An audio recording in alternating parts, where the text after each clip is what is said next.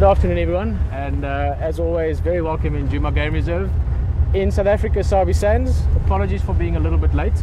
There are some challenges that does face one out here, and that's why we are having rehearsal time to practice some of the aspects, but also just to figure out some of those technical aspects. We had one or two things with radios and cars and so forth, but we deal with them. We're getting them squared away before we go to the big dates.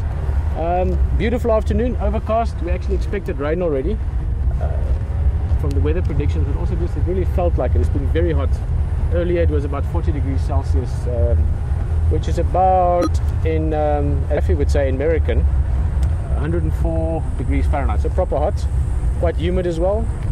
It's cooling down a bit now, which is nice, so that's good for the wildlife as well. And that's about it. We're going to look around, see what we can find, follow up on that leopard from this morning. I'm yet to see Tingana, so I'm hoping we can find him this afternoon. My name is Pretorius.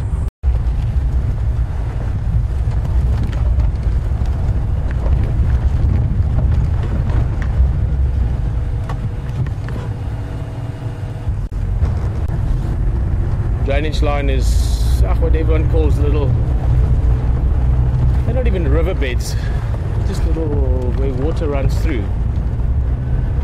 They then eventually lead up to the big lines and to the riverbeds and so forth.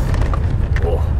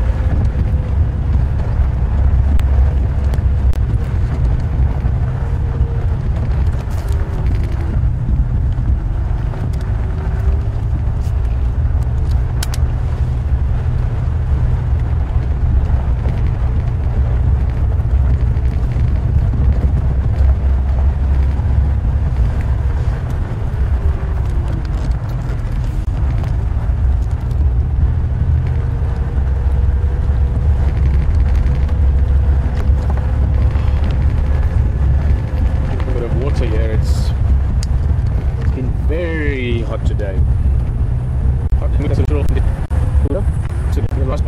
In Namibia is a boating business, so weather plays a big role, and you have to keep a bit of a close eye on it. But even then, it's still something I don't do. We do. One of the antelopes, not largest, but certainly larger antelope. Big male kudu can weigh 300 kilograms would be a big male. That's 650, 660 pounds.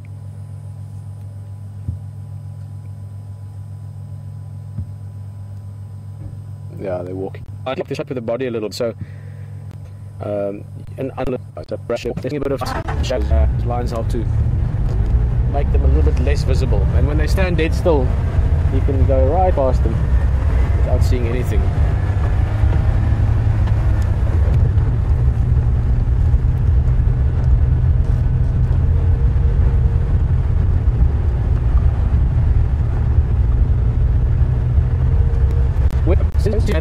But you see a night. If it's black and you can't see it, you know it's night. Then if you touch it and it's hot, you know that it's summer. Weather for me has always been something that you're not going to change, so you sort of learn to roll with it and cope with it. My whole life I've done various things that's inevitably been related to being outdoors to some way or another. So whether you just have to go with what it is. And my point with that actually is that it has been very hot the last day or two, three. We had a bit of rain a couple of days ago. There was a rain predicted for today. I don't think, touch wood, that it's going to hit us this afternoon. But I think somewhere in the next couple of days we're going to have a nice afternoon storm. That classic African thunder shower, which anyone that's ever experienced it will love it and remember it and look forward to experiencing it again, where you get the big clouds rolling in and thunder and lightning. The wind starts whipping up the dust, and then you get that amazing smell of the dust as it's getting wet from the raindrops. Absolutely love it. I hope to show or share a few of those with you when possible. Guys, I just want to chat to you quickly. I had the game drives calling you. I think it was Texan from Boyetela Lodge. Just want to see what he's up to. Texan again.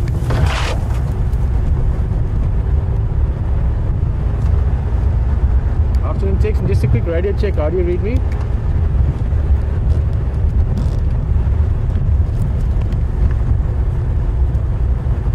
Okay, not so. It's like 3 out of 5.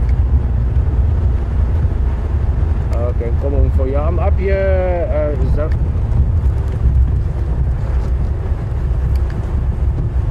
Zoe's right. Gonna go book up for that Ingwe for.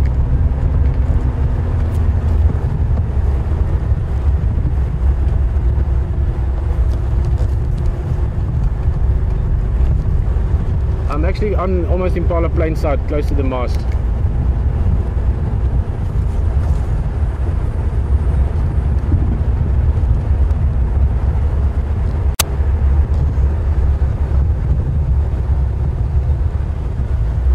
Yeah, there's also some dry there by the junction, Zoe's and Finns Road, and there's some mangwa here also. Some zebras here. Not typical zebra habitat, a little bit thick for them. That's the same herd that's been sticking around in the last day or two. Most likely the same herd that that little foal was taken from by the leopard.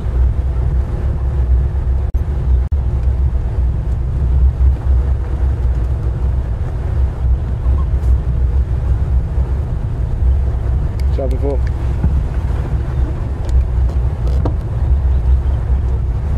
Alright, Brian. What do we do every day? Same thing we do every day. Try to find leopard. Yes. And there is a good chance for one. Yesterday afternoon we couldn't find him. But you haven't actually seen this yet. Sorry, Brian hasn't been out yet. So many of you have seen what Brian has not seen yet. In fact, that I have not seen yet. I've only seen it with you from HT's vehicle the other day. But just to preempt it a little bit, there should be a little bit of food left. We will have a look very shortly, see if there's anything left. The leopard could be anywhere here or not. Yes, I see there is a little bit of food left. So that means there's a chance that he should still be around. Let's first have a look at the tree where oh, there's some impalas here. I wonder if there's a leopard somewhere in the brush looking at them.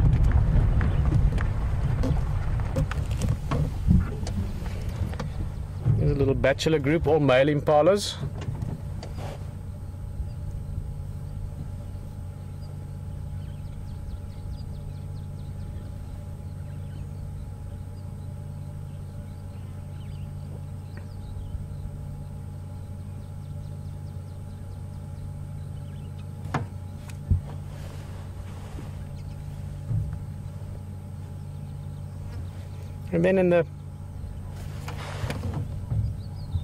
And then at the left hand side up in that tree, there you can see up in the sort of towards the top of it, you can see the foot dangling down. That's the meat that is left, or the little zebra that's left. It's not a zebra anymore, now it's just leopard food. So this suggests that the leopard, not definitely, oh my goodness, talk about camouflage. I'm not even going to say anything. Brian, there's a leopard in the open looking at us. I see it. Yo, that was such a cool moment. I actually had that split second where suddenly I felt like I was on the prey species side of the food chain. Yo, look at that. Whoa. Yo. I didn't even see him. He's in the open. That's amazing. Oh, and he's bigger. This is as any dominant male leopard would have to be. He's about 8 years old, in his prime. Yo. Yes, I just had this moment. I was just looking around and there's a bit of elephant dung lying in front here. Sorry guys, Brian's just sitting up right now. I'm actually going to move again for you just now, but let's stay here for now. And suddenly my eyes, it was almost like my eyes just came into focus. Now what's amazing is this impala, I haven't seen him. They wouldn't be as casual. There's a bit of playing around and this and that from them. There's no sign that they've seen him, which is why I didn't see him, I guess. Now you come here, it's an open area. This area was burnt not long ago. And you would think that if there was something in the open like this, these impala would have seen him. That's amazing. Yo, that was cool, huh? You had that same moment, I'm sure. I didn't actually point to anything. I mean, you heard everything I said to Brian, so I didn't give him any indication other than obviously he saw my body language when I saw that cat. So he knew which way I was looking. But yo, that was amazing. Hey man, I love leopard. Never ever seen a leopard not thought it was amazing. That first split second when it happens, it's absolutely awesome. This could be interesting to see what happens with these impala as well. I see there's a herd in the back, there's some baby impalas as well. Not great hunting area, it's too open. So if this guy moves, I will see him. I'm just amazed that they haven't seen him yet. Alright, but I want to get a bit closer. Just let the game drives know. And have a good look at this guy. I want to get a couple of facial pictures as well. After today, I will recognize him whenever I see him again. All stations, 1 Ingwe Impala Plains, Lalapanzi, under and senior.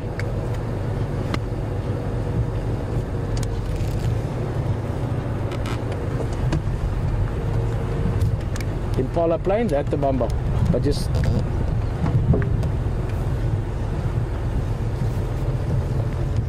now guys, if my radio is down, you can just pull in. At the moment, just me.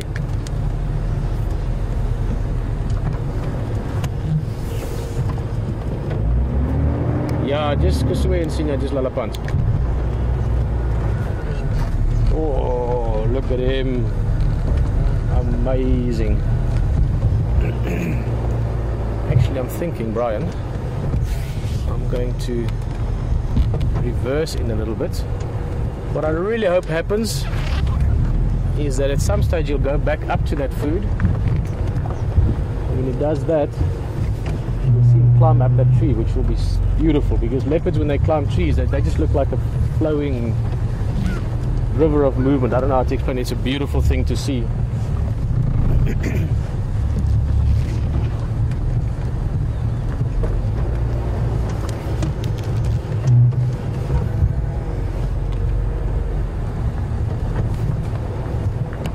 Yo, he's a big boy.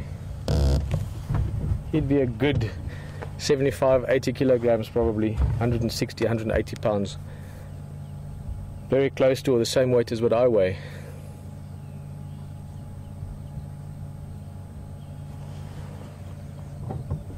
Now, if we look at him, with leopard you can recognize them from various parts of them. Start with the basics, rosettes, not spots like you. It's a male just from the size. Females don't get this big, also from the size of the head. And then you can't see it as easily now, but when he gets up you'll see that he's got a big dewlap. Now that shows you that he's a mature male. So all these things we can gain, and then you can start looking at the further details.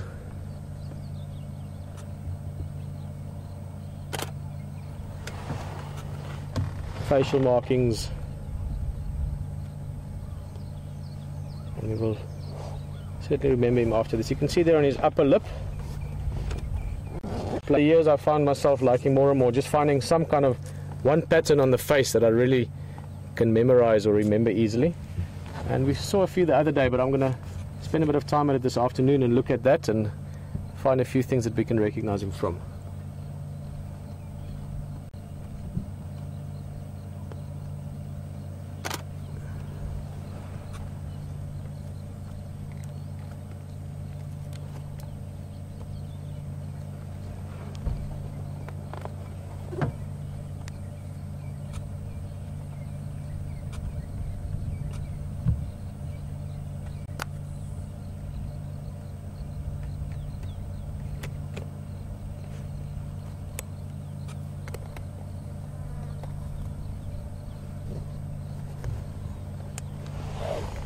He's got a full belly. He's been eating on this now for about 2 days. It is very hot physically around us at the moment, but also he's so he's panting to an extent to keep himself cool or to cool himself down, but also that full stomach would be pushing up against the diaphragm, making breathing a little bit hard. These impala, Brian, just have a look this way. There's some impala just running past.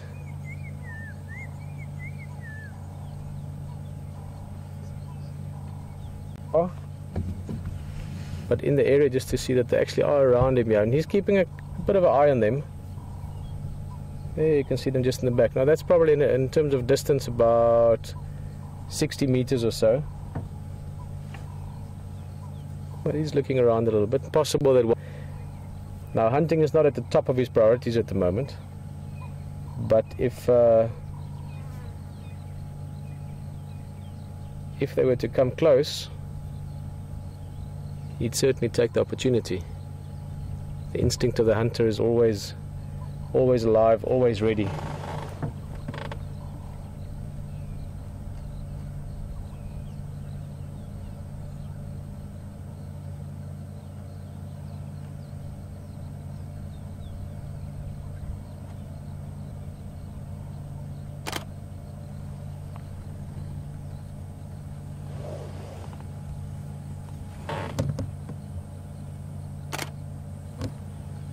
Get some IDs of him here.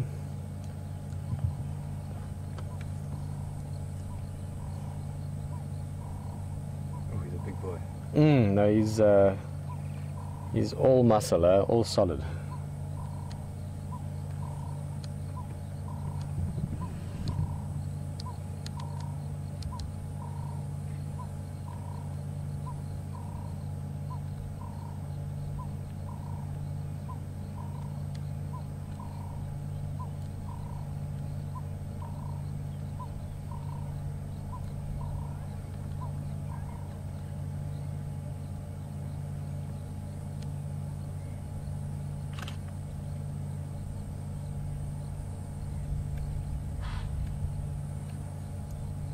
Here's the first alarm call from the impalas. Maybe one has seen him.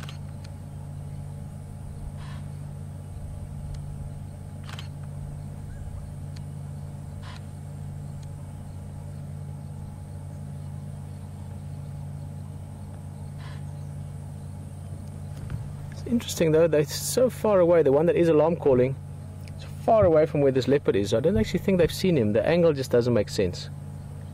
Maybe they've seen something else. It's a bit curious.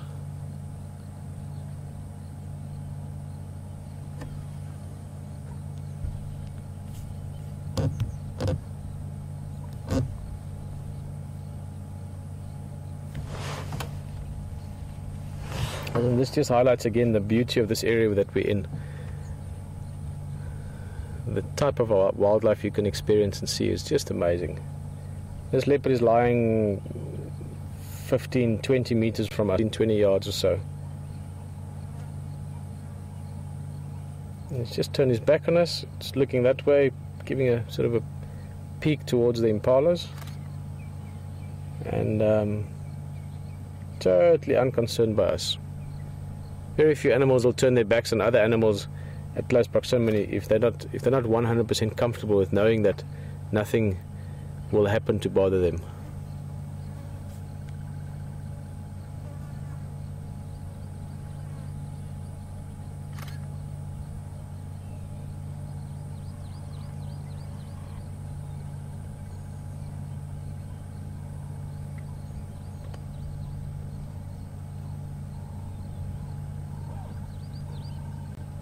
Big guy, look. Very strong shoulders, very strong neck.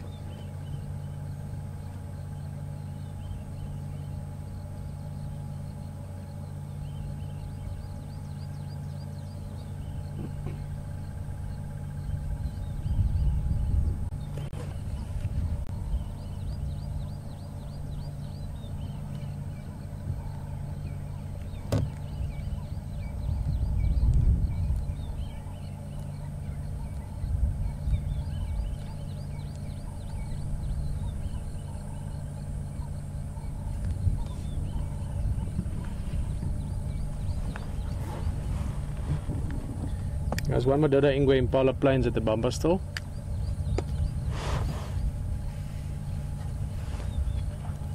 Peter Wild Earth, no standbys yet. Yebo standing by. Yeah, I can just pull in, he's just here under the lala line.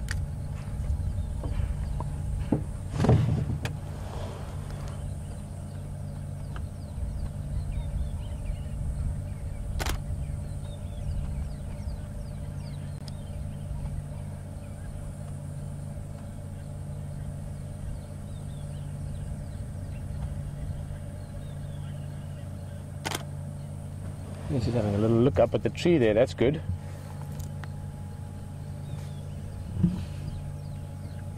Bound to climb up there again.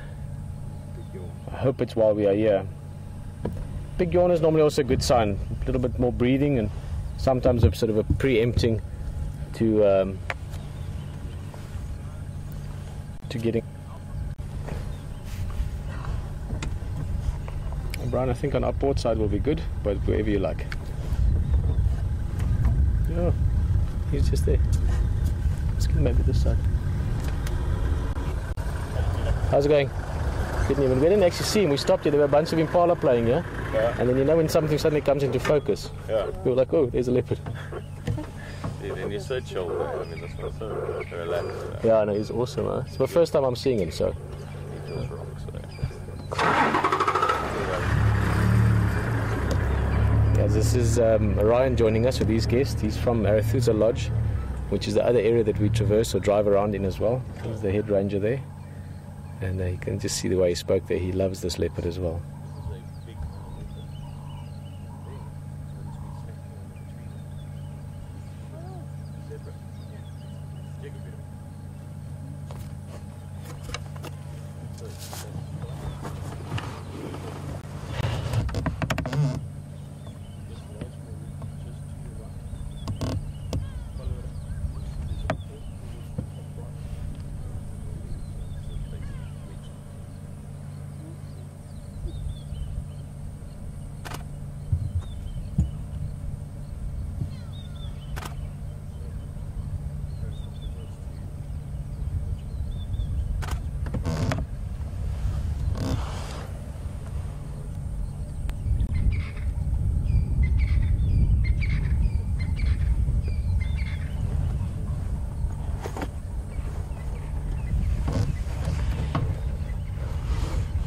See that stomach just up and down, up and down. Breathing fast.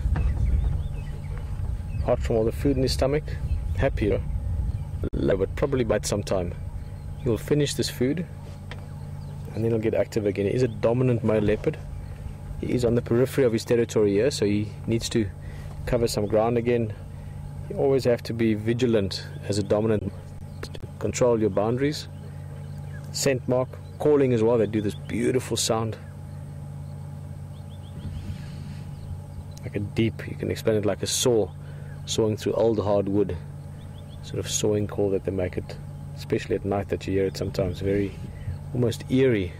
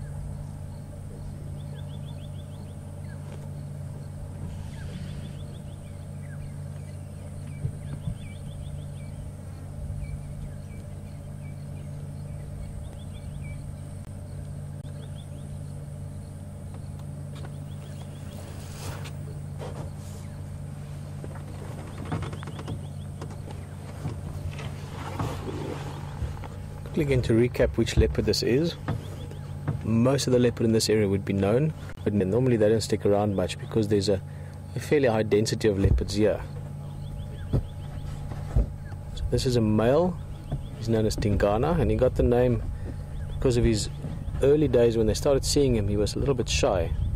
So presumably he came from another area, not necessarily in the Sabi Sands where they grow up, being used to vehicles as much. And but he gradually, or quite quickly actually, from what I hear, became habituated, didn't mind vehicles, did his thing, and now he's just fantastic. But the name's so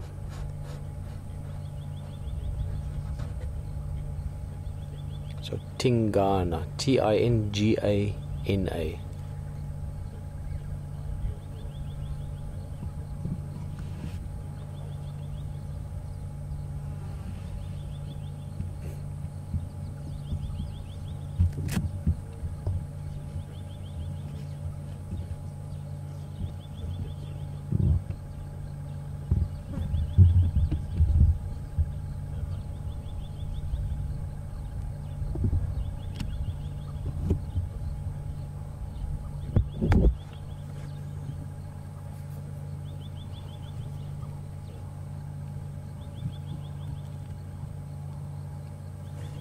Very peaceful here, bit of cloud in the sky, just enough to take that harshness out of the heat like we had earlier. The white-browed scrub robin, can hear some franklins, dove. Last station, go again.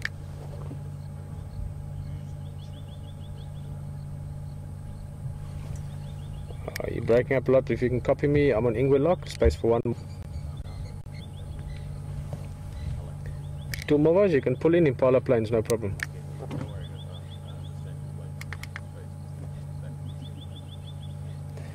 I don't know if we can see it, but Brian, if you go right in close, just at the tree trunk next to the leopard, there's two little lizards just chasing each other around it. They were running circles around the trunk just now.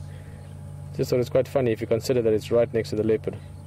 Just keep a close eye there. They're tiny, tiny. I mean, you might just be able to see them.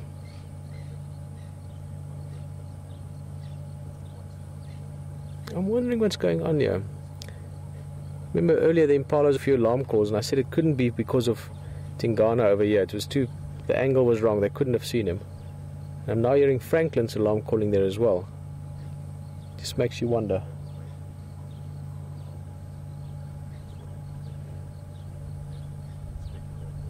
Maybe there's something else around. Not necessarily a leopard, but possibly a leopard.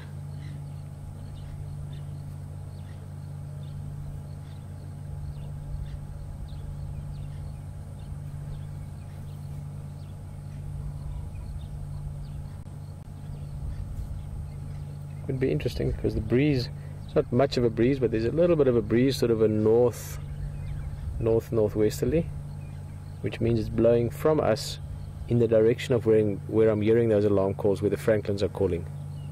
Franklins are little like grouse or like pheasants. Now that might mean, because of this breeze, that this carcass up in the tree could have attracted anything downwind. That could be a hyena, it could be leopard, could be lion even. It could be definitely something upsetting that you can hear them calling consistently now.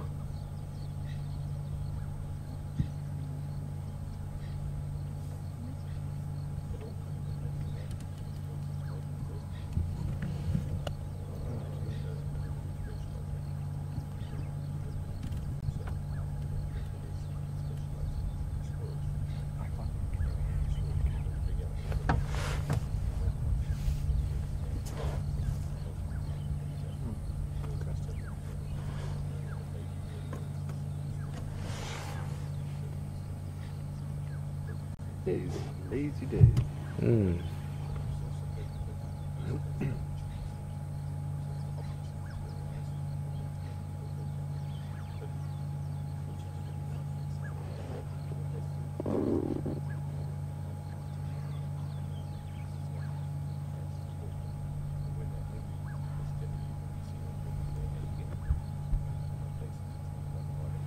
There's impalas calling there as well. Just very interesting if something arrived here. Vula perhaps, the other big male, he could also be around here. This is sort of a overlapping part of their territories.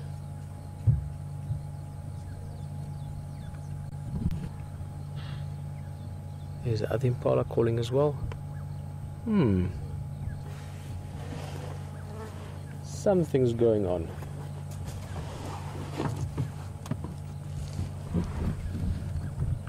Maybe he's going to have a little look.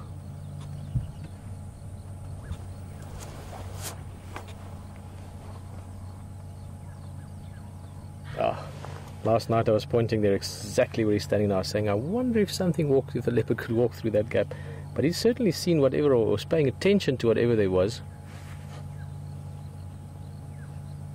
First the birds, now the group have seen. Let's move a little bit.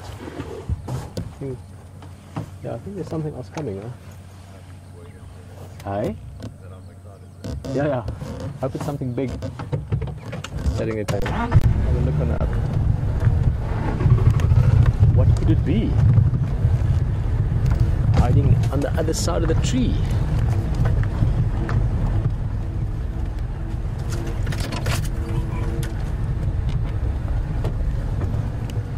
Oh, that's a nice.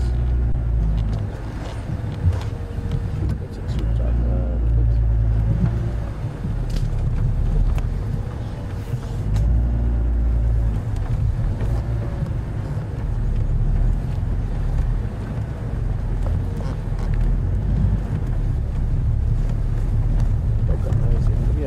Perfect window, Brian.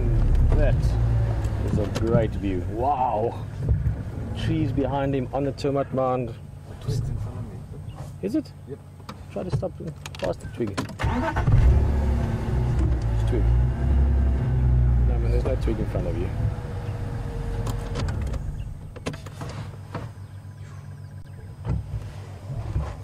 Hey, man. I just have to, for Brian's sake, say something quickly. This is one of the things I think one dreams of as a cameraman. It's want to do wildlife camera work. Is to sit in this situation. Don't you think, Brian? Oh yeah. That is absolutely.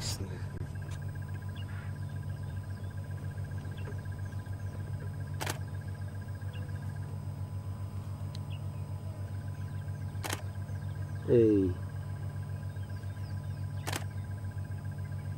can see the ears just twisting slightly, just listening. We're going to keep an eye on the other direction as well, see what might pop out here.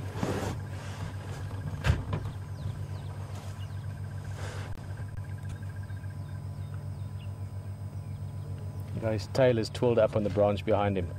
Leopard's tail is part of his communication as well. A lot of things can be seen on a leopard's tail.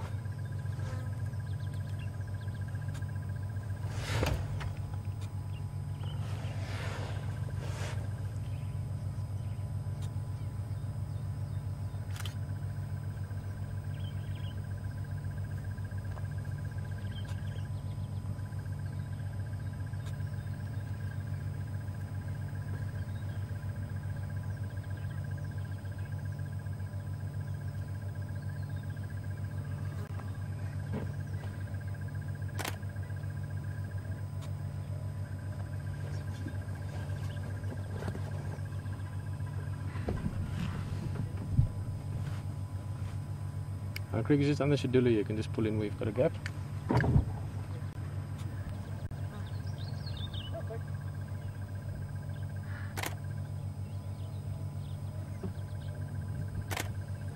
Just watch those ears all the time, just listening one direction, listening the other direction. Constantly alert, constantly aware.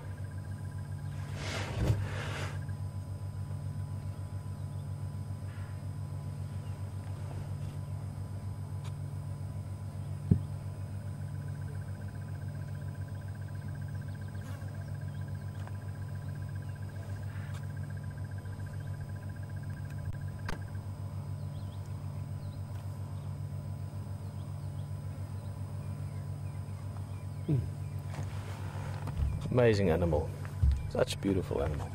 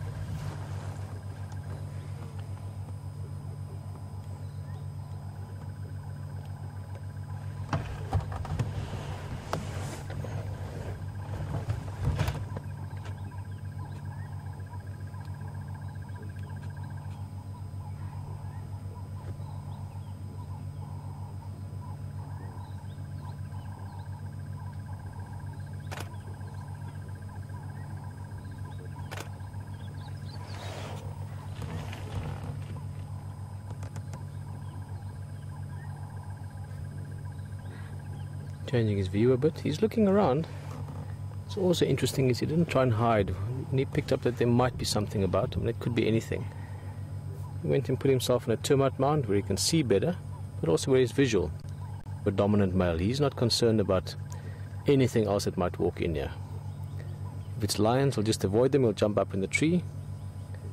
If it's another leopard, he will just take them on for who and what they are. So that confidence is something that you not only need, but it's essential, it's imperative to being a big, dominant male leopard in a place like this where there's a lot of big, confident leopards.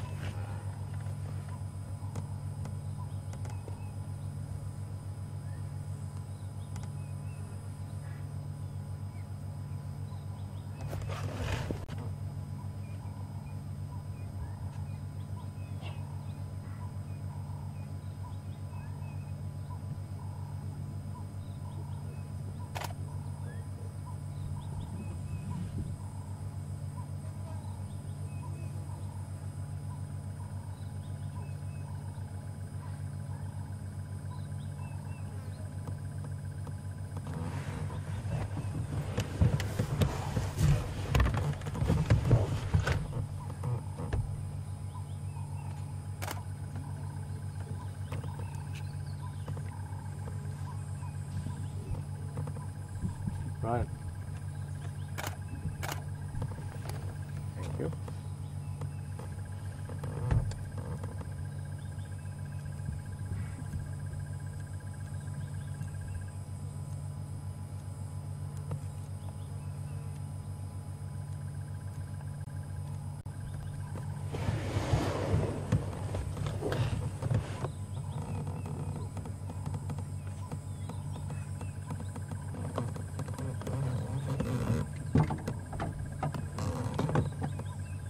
Great.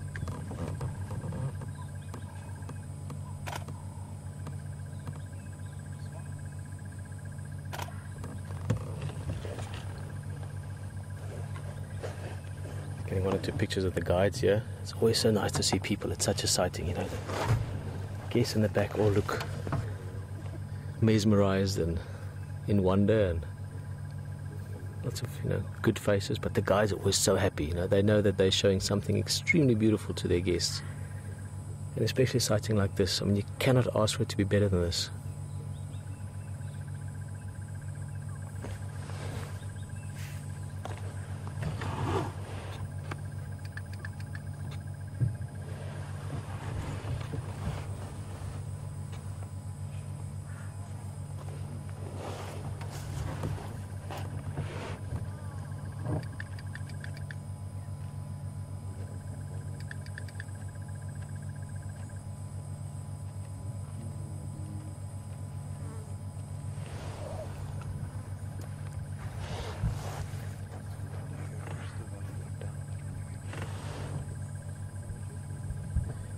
So if you double check, I'm getting a bit concerned. We're not hearing anything from the control room.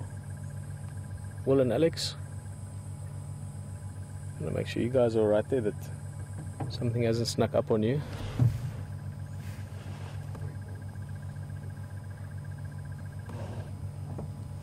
Station calling Craig.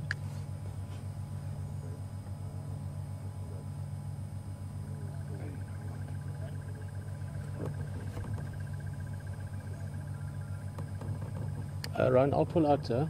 I'm going to take a little drive and then come back later.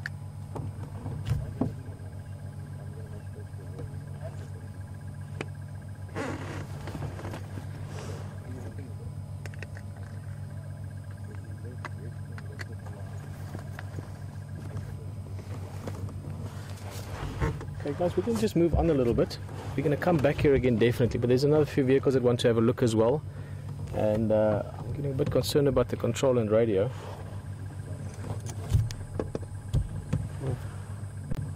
just hold on. We're going to come back here again in a bit. But there are other people that want to see this as well. It's nice to share something this beautiful. Ryan? Ryan? Yeah? Okay, well, I'm going to make space for Roy.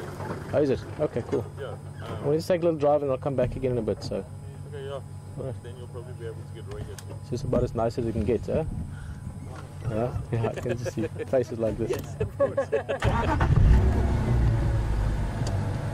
Alright guys, so have a last look. We're going to be back here again just now. The club tree today. Just make space for the other guys for now and we'll see you again. Enjoy your safari, huh? Oh, look at that.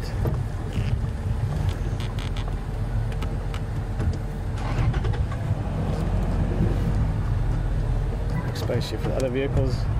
Such a treat for people to see it like this. Even for this area, get better. Hey, doesn't get better than this.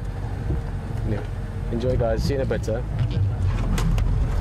Ooh, that's quite a nice view as well. Let's just have a little peek there. Alright.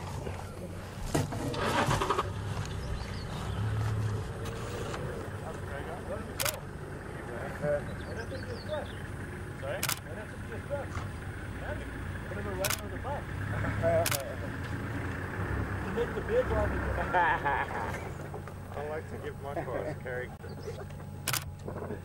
My car's a sports car, not a pretty car.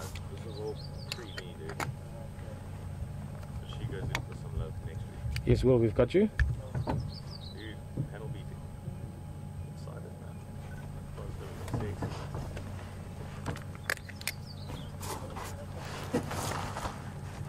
You go. Yeah, go down.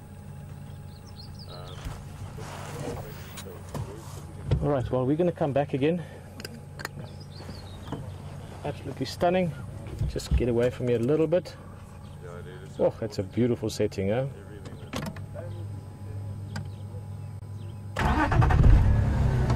We'll be back.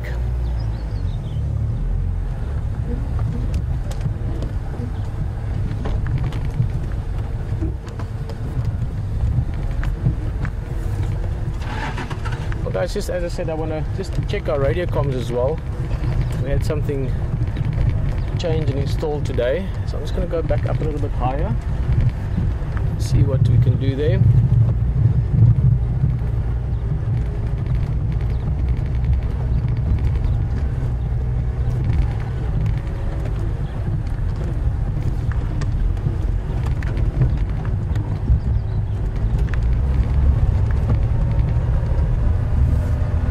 Will you copy?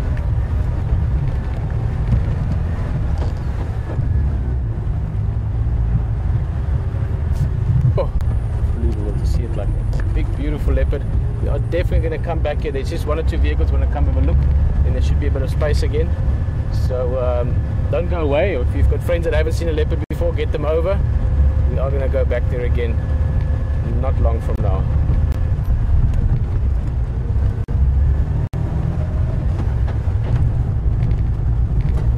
Zebra.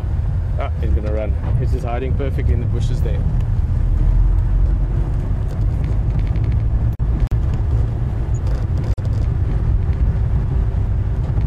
Alright, well, as I mentioned earlier, and just to remind you again, we are in rehearsal and testing a few things. We've had to readjust or make adjustments to some of our radio channels, and it was only in that limited window of time. So we are going just closer to camp just to see what is going on. It's been extremely quiet. Had a bit of radio transmission there from Will and them, but I think something might be up. We'll check that out and then slowly just zigzag our way back toward Will. You copy?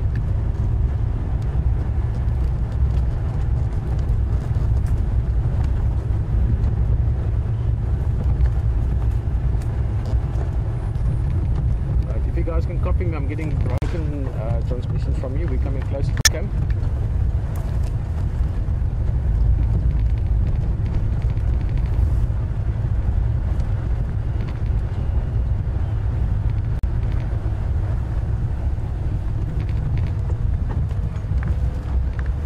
Okay, going to channel 1, confirm channel 1.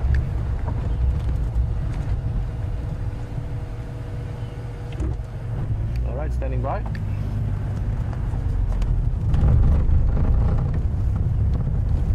Alright, copy.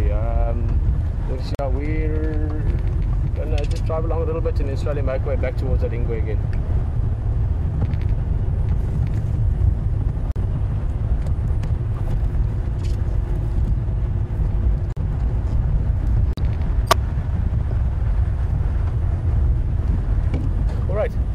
Alex, you just sorry, we're all clear, so let's just talk through this quickly. Can you confirm for me, can you hear me fine now when I'm speaking? Whoa, look at this. Beautiful, one of the antelope somewhere. Two big males, this one is a bit younger, he's about 4, the other one is about 5 years old.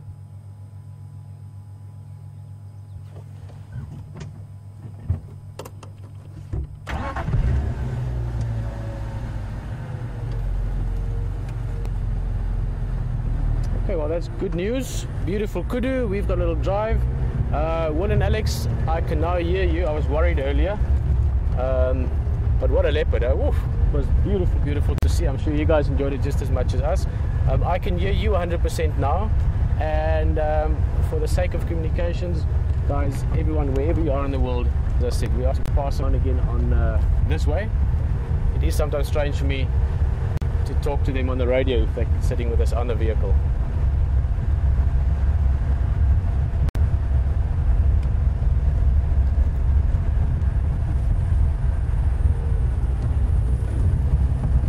Brilliant. A couple of questions, guys, and just that's why we didn't answer any questions back with the leopard.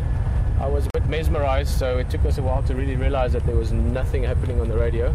There seems to be a little bit of a thing with the radio. Don't worry about it, we will sort it out. For now, we've got a question from Joyce in Virginia. And Virginia, that's, yeah, I've been in Virginia. Not many parts of it.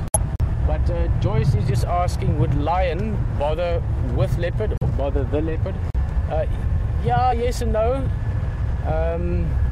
Well, you know, on the extreme side, lions will kill leopards, and that happens every so often. If they get hold of a leopard, they will kill it. The leopard obviously will fight back. I'm sure there's been cases where leopard have killed or injured lions as well.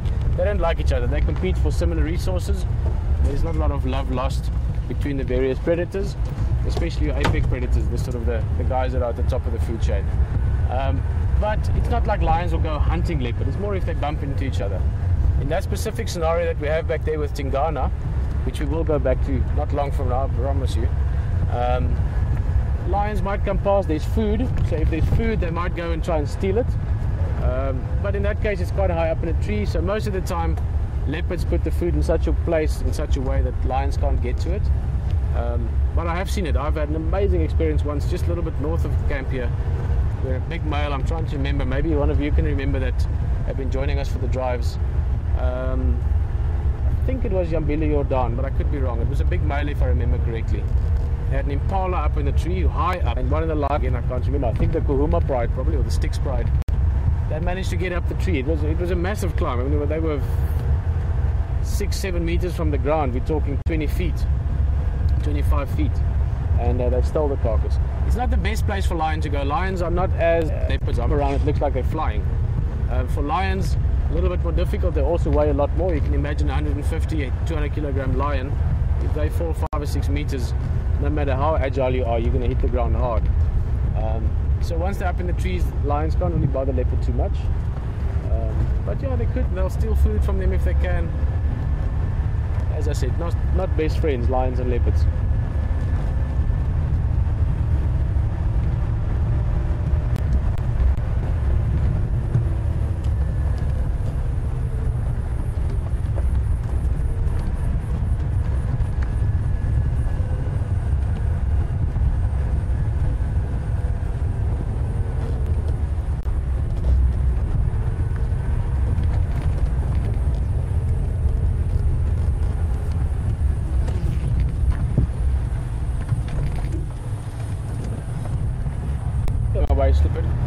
Fiona just asking, Fiona's from Scotland, asking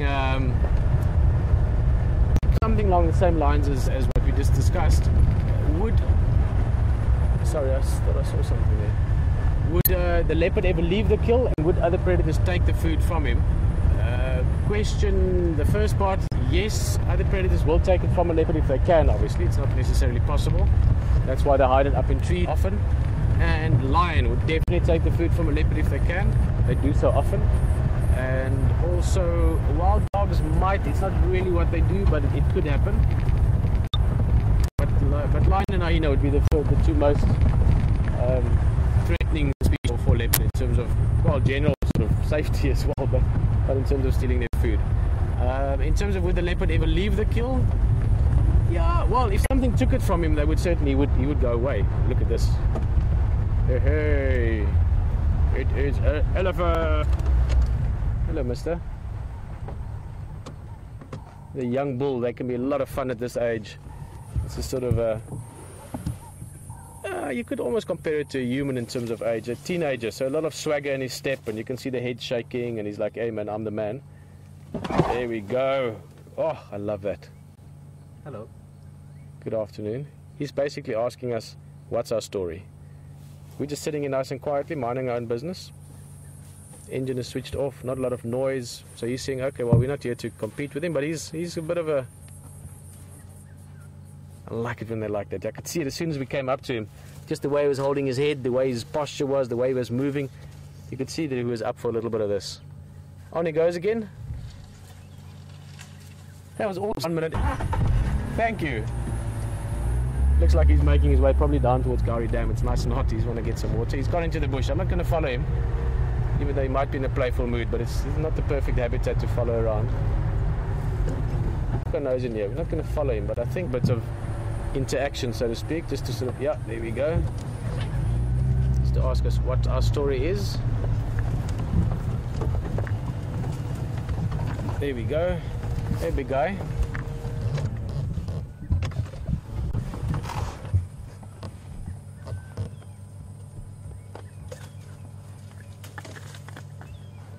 Eating a bit. I think, not impossible, he'll come out and have another little look at us.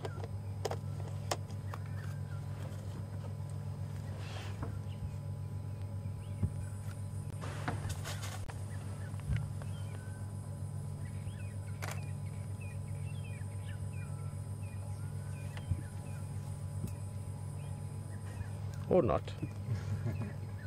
Funky orange, the tree that he's feeding from, makes these fruits. They're not oranges. They actually have sort of fruit, almost like it's like quite a hard seed with this sort of pulpy, sweet fruit around it. Very nice. You can eat it as a human as well. When you see the fruit, it's not often that you actually get to see them in these parts.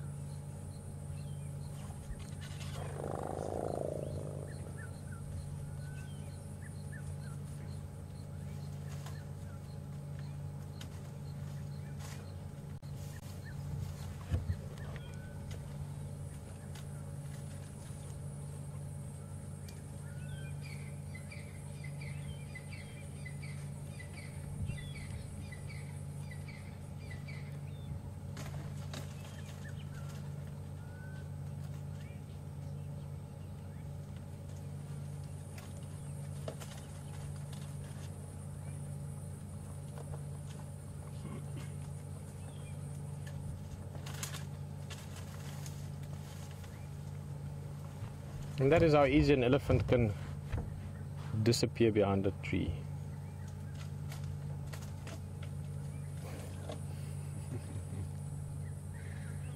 So what we're doing is we're sitting here, looking at a tree, and then any minute the elephant might appear. Guys, I'm a little bit silly. That leopard earlier was just phenomenal. It is just such a pleasure and such a treat to see animals, and not just leopard. I mean, to see an elephant like this, totally relaxed. He doesn't mind that he's that close. You can almost touch him. Nice and warm this afternoon. There's this, the whole time you can feel a sort of a bit of clamminess. So it makes you feel very alive, very aware of the environment. You really feel part of your surroundings, literally down to the air and the breeze. Because when the breeze comes up, you cool down. When the breeze stops, you're sweating. Right here with this elephant, you can hear his feet crushing the grass when he moves. You can hear the branches breaking when he eats. You could hear earlier when he stood next to us and he shook his head like that, his ears flapping. And this is a part of Africa. This is the heart of Africa for me. what a pleasure to still have parts like this where wildlife can still live like this, and where we can co-inhabit with them, where you can share, see it. And the more people that fall in love with this, the more people that lose their hearts to this continent and to its wildlife, also to other continents, other wildlife areas, the more people that really fall in love with it, the more chance these places have a chance of surviving. Not just for me and for you, but for our kids and our grandkids.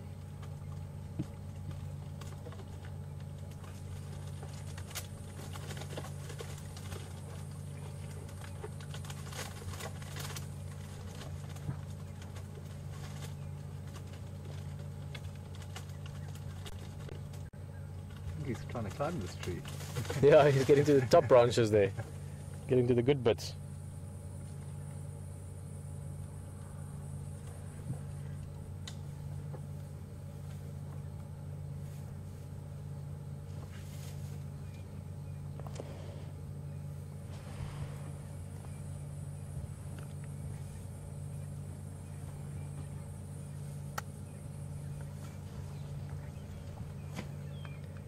Well, he's just doing his thing. Not really interested in us anymore. He's happy to have his food. He's just listening to the radio there. And we can make our way back towards that leopard.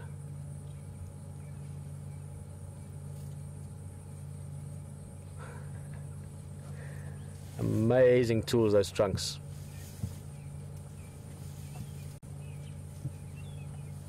For your afternoon snack. I'm sure he might be making his way down to the water later on. It really is that kind of weather. If I was an elephant, I'd be planning a little swim somewhere in the afternoon.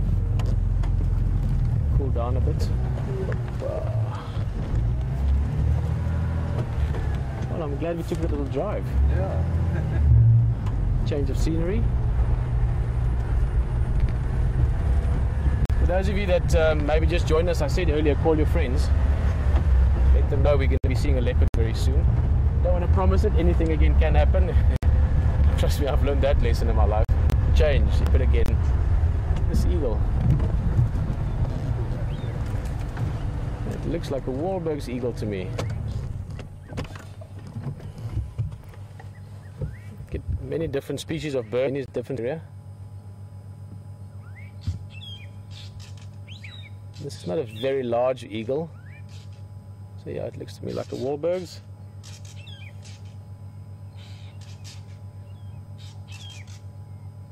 And those little birds that are harassing them are fork-tailed drongos. HD. This would have been a perfect opportunity for HD. He really wants to show you guys a fork-tailed drongo, and they've been shy.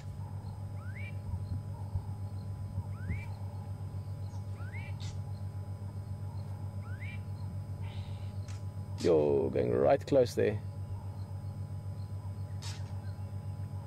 I basically want to harass this bird until he flies off.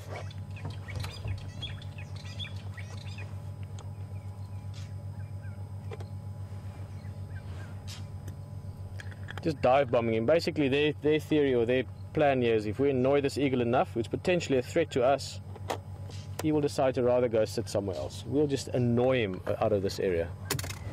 Sorry.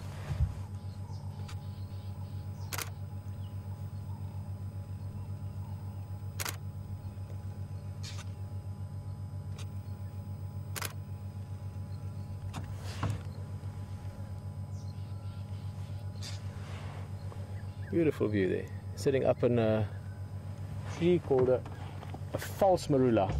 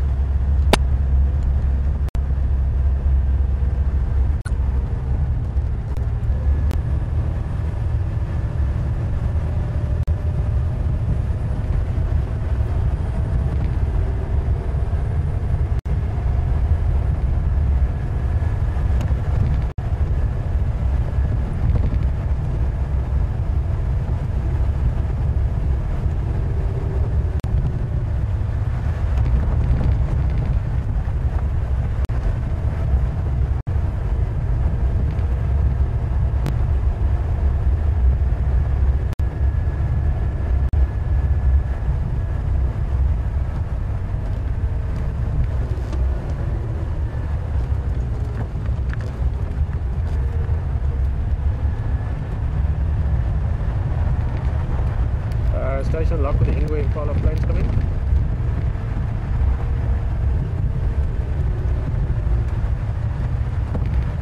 Copy, thank you.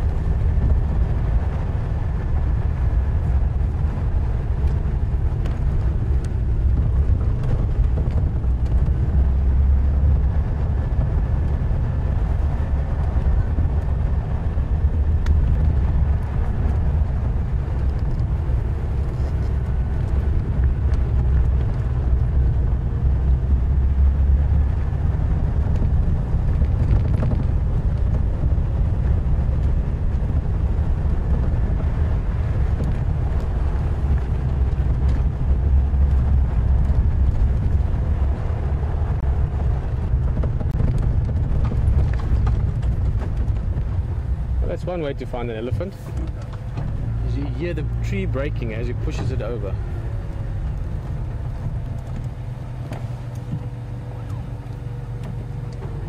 It's a bit of a bigger bull than the one earlier. The earlier one, as I said, was sort of a teenager, 16, 18 maybe. This one would be in his mid-20s already, 24, 25 years old. Just looking at the size of the body, the size of the skull, as well as the tusks. Him too long, he's moving into thicker bush there, and we have a leopard to head to. Just driving underneath the power line here, if you saw that pole which is going towards Waitila Lodge. We're probably in a straight line about a kilometer now, kilometer and a half, about a mile from Waitila Lodge.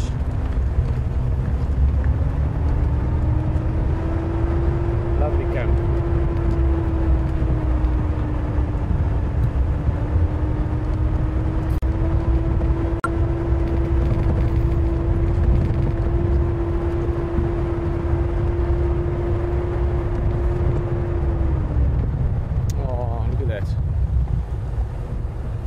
Gangly legs, tiny Impala lamb again.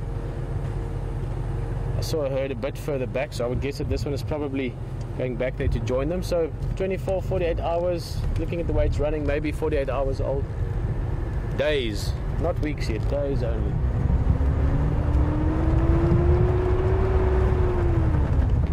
The Bambis, I've watched Bambi again recently, probably about 30 or 40 times.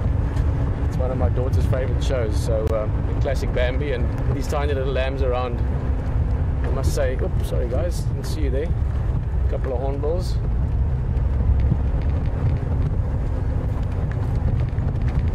Squirrels, lots of activity. Let's see if we can see the squirrel. We don't see them that often. No, we're not going to. He's running away. Go, little guy. Shame, it's quite open here. There's not a lot of cover here for a squirrel. He was running across. He was coming from old elephant ones. And you find that elephant dung contain marula, the nuts in it, the remains, the pips if you want.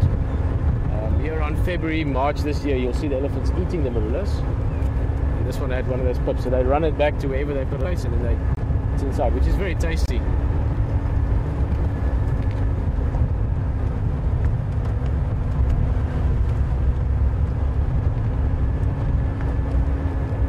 Alex is saying, no, I'm not hearing you very well, but 2 out of 5. Up here in Impala Plains, hopefully it will be better, it's more open. We're not far now, guys, and if you have friends that have just joined, guys, maybe you've never seen a leopard. It'll be great if someone is on the vehicle now that's never seen a leopard before.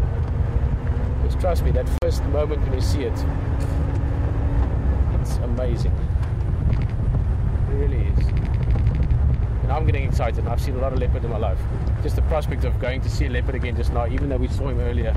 My heart rate picks up a little bit. I can feel myself smiling a little bit. You know, this little tune in the back of my mind. Just, you know, it's good. It's very good.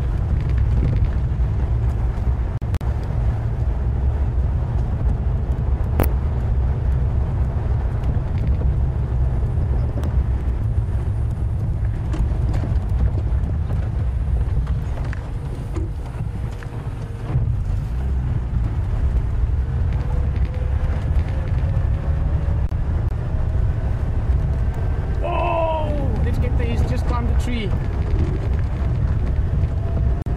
Just gotten up there now. Hold on, sorry.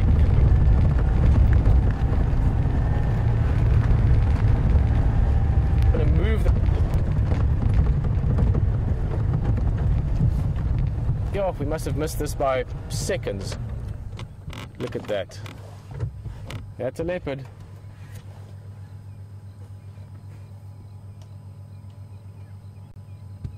This was just to show you where he's climbed up on. Don't worry. The fact that he's up means we're going to watch him climb down. Sorry, Brian, I was a bit quick. I should have pre-warned you there. But it's going to get to the front so we can see his face. Look at that. That's a view. I'll turn it for you. How's that? That's as good. Yo. Amazing. Look at that.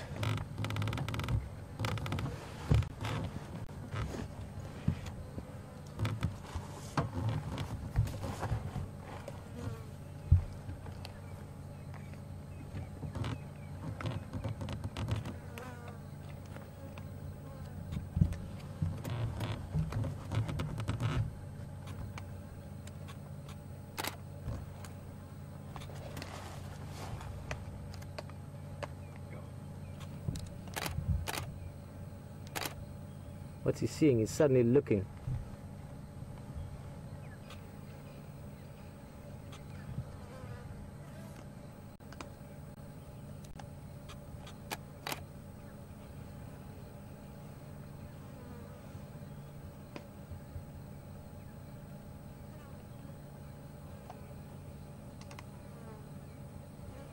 You see him looking around, always checking if there's maybe something approaching that he's got to be aware of.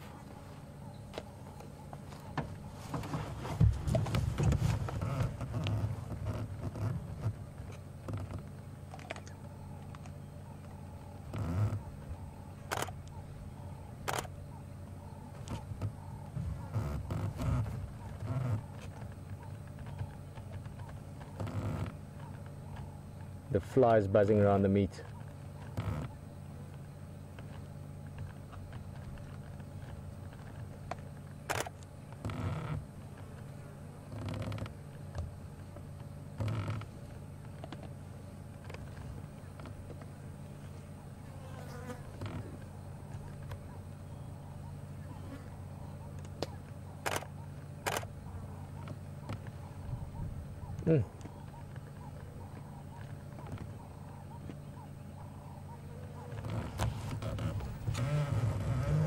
It's been up there, it's been 2 hot, humid days. Keep in mind, this won't bother the leopard at all. They can stomach it.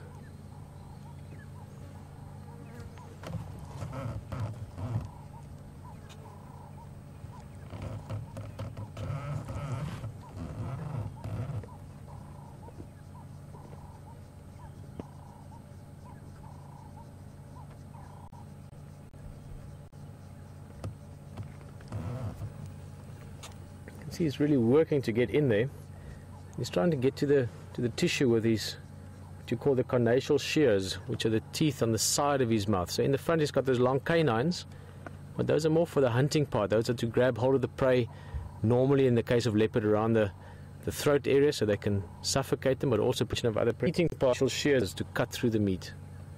And that's why you can see him sort of biting off more on the side of his mouth.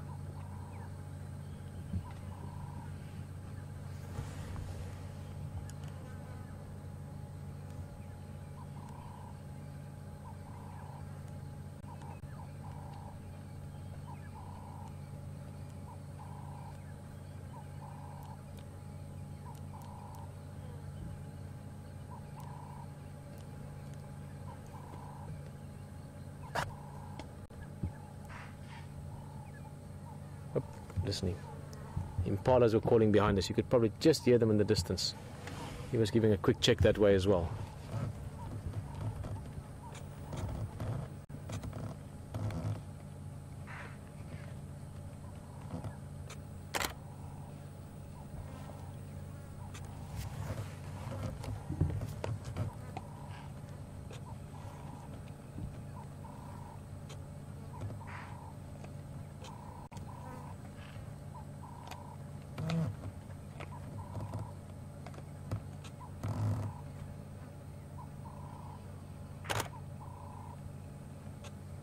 Always checking. He's fairly safe up there. He's about, what is that, about probably between 6 and 7 meters, 20 odd feet off the ground. It's a safe place to be, but nonetheless, got to stay aware of your surroundings, always.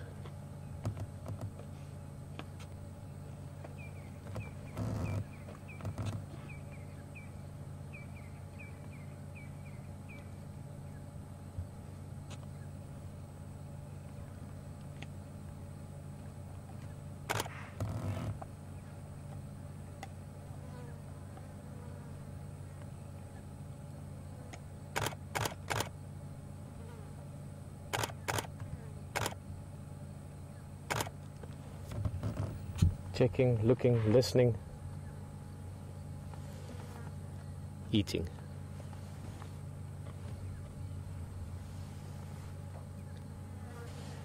Oh, amazing view. We're looking probably at about a 50-degree angle up from us, 60-degree angle up.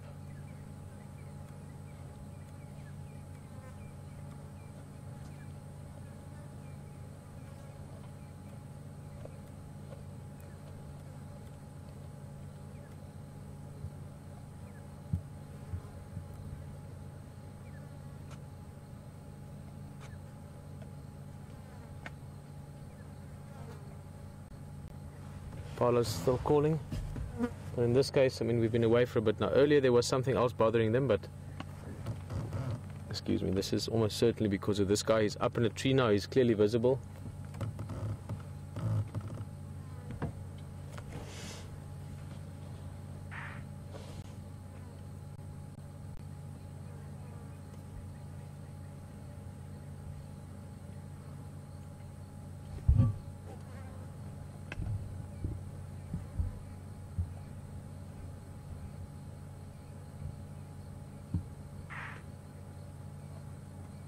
Beautiful. Yeah, look at all those flies.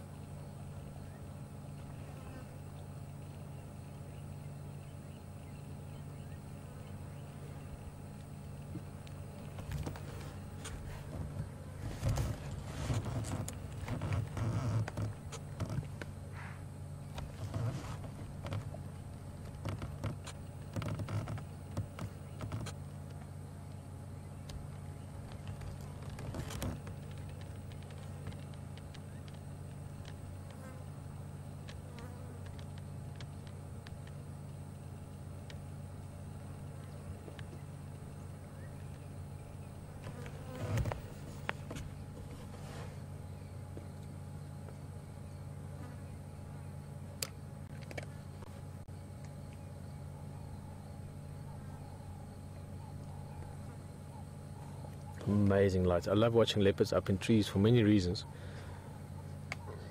It's beautiful when you see them move as well. When you see them moving just now, you'll see it's just stunning how easily and how comfortable they move around. Perfectly balanced. Lovely way to see them. You'll see their eyes really come alive. On the ground, it's often difficult to really get the light in the eyes. And I think just because of the angle, in other words, the angle of the light, the sky in this case, to us, it's always different. So when you're looking at a leopard upwards like this, you really get the depth, if you want, in their eyes. They've got eyes. can vary quite a bit as well. All leopards don't have the same color eyes. It can vary from sort of a yellow to a greenish, orangey. So there's this one male here that's known for his orange eyes.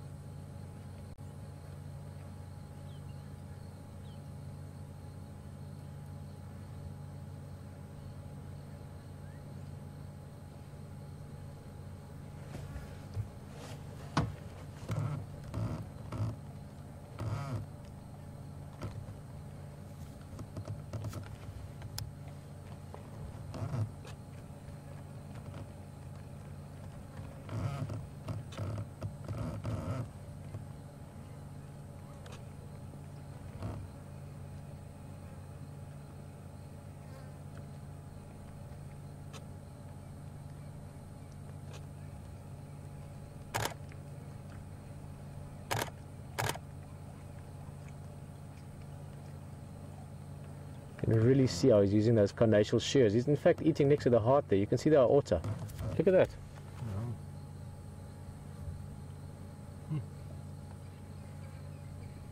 If I'm looking at it correctly, that looks like it. Yeah, that's the... Oh, definitely.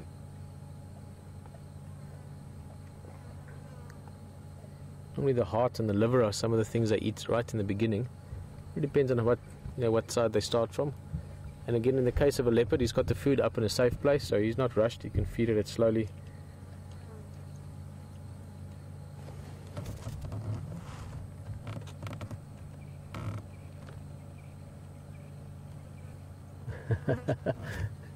Not even a scrap goes to waste. Just a little piece that fell off there, and he quickly checked it and saw they hadn't fallen down. Now, if there were hyena around, I'm surprised there aren't any. Last night by this time there were hyena waiting here. You'd expect them to come and check again. So I wouldn't be surprised any minute if hyenas do arrive.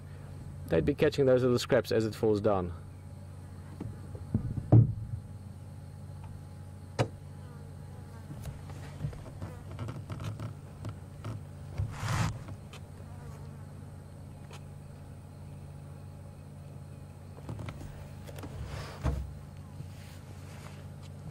As all the game drives have left, I just want to let them know that it is up in the tree. Sometimes they might want to come back. All stations, just information. Tingana is up and then Tingana now.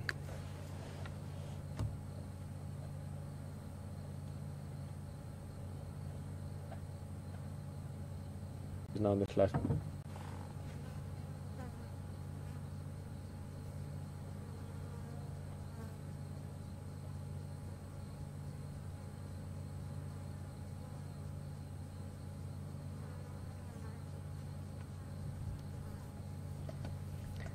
Just to come back to our sort of test phase of this amazing experience.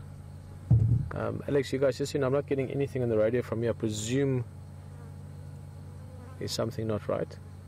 But if you need me to move or anything urgent, you can send me short messages on the Game Drive channel. I'm on channel 2 for the Game Drives. That's the Juma Game Drive channel.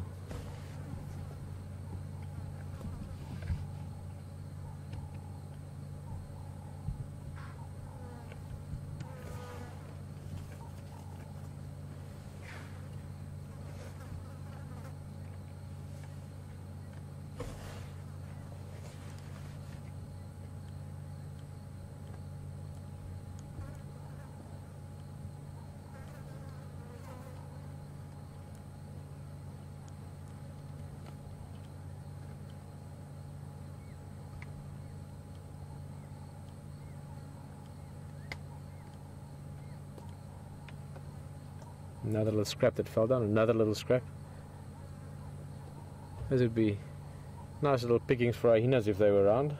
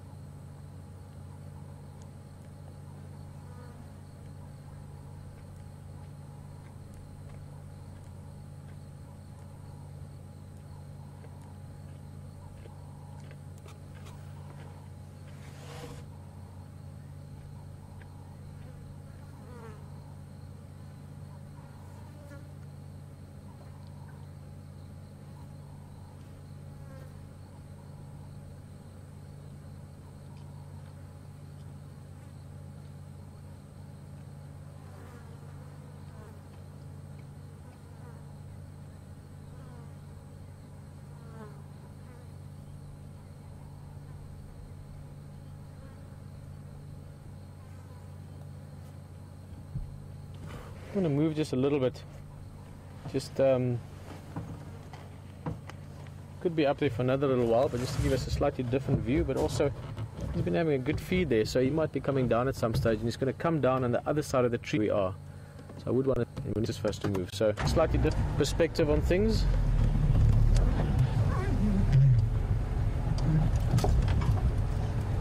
Oh, there's a tree behind us.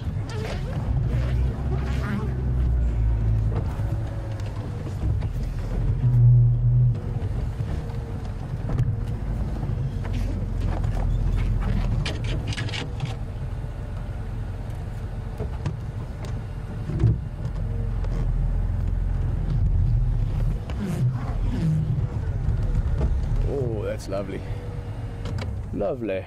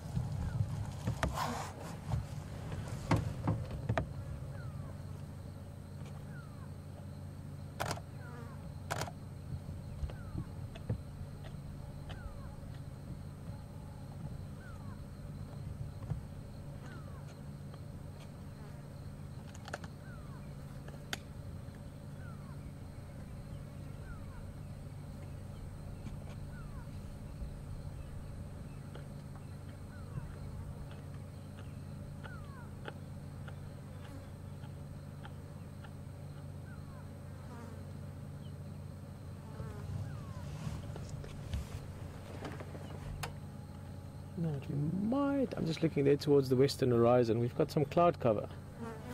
But we might have a little bit of light breaking through sometime in the next 10 minutes or so, which would be stunning. Even though we're sitting low down in the bushes here where there's lots of shadows and shades if the sun was to come through. He's up there, so he should get a... Don't want to get too excited about it, but if that happens, you can have a little window of absolutely beautiful, beautiful light in the sky.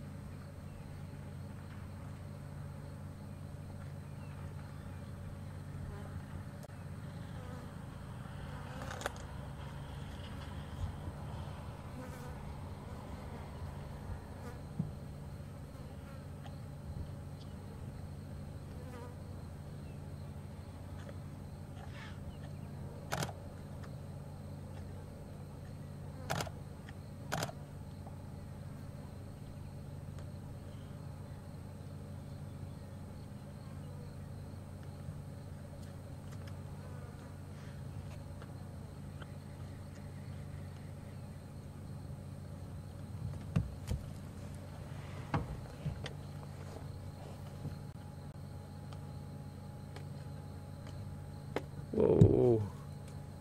Where are the hyenas? Little snakes dropping down all the time now. No.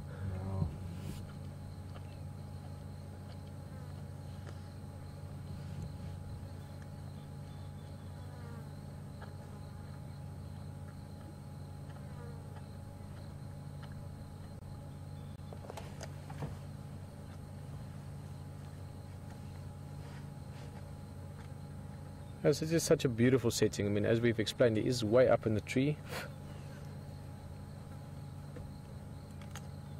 Just to sit here and see him, look at that. perfect place. Look at how comfortable he looks. Obviously, it's good to have food. He's a big male. He needs to keep up that energy. He's got a lot of work to do tonight, tomorrow, living around it. Belly is nice and full. We can see it there.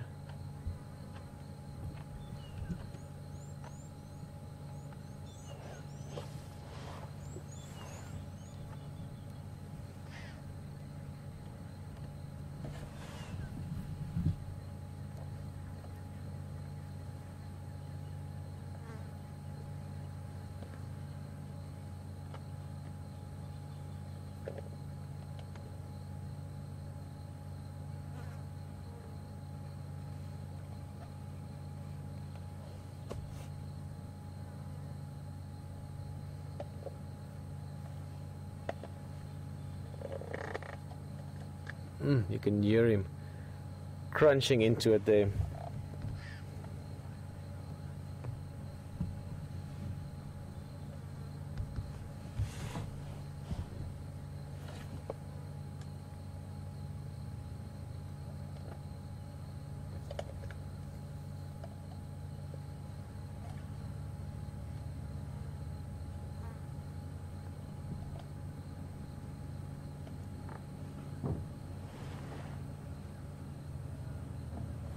Roy again. Yeah, for coming on my western side. I can have monthly move. I think it's a nice bird that side.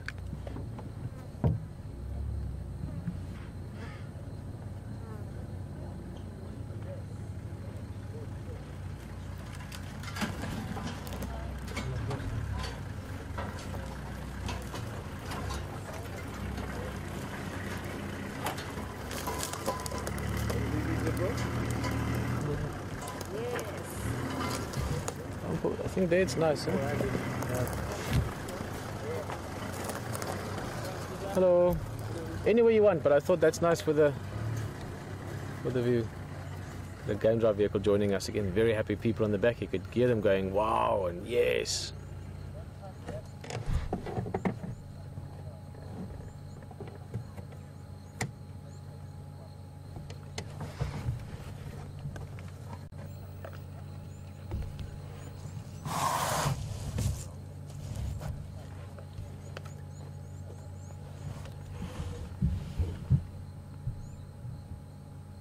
As I don't want to promise, but that little bit of sunlight I was talking about looks like it might be coming out.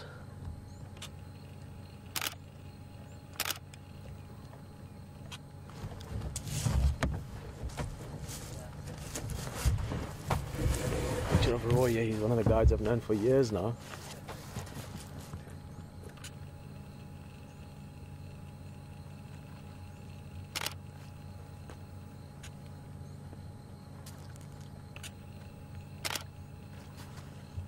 Nice.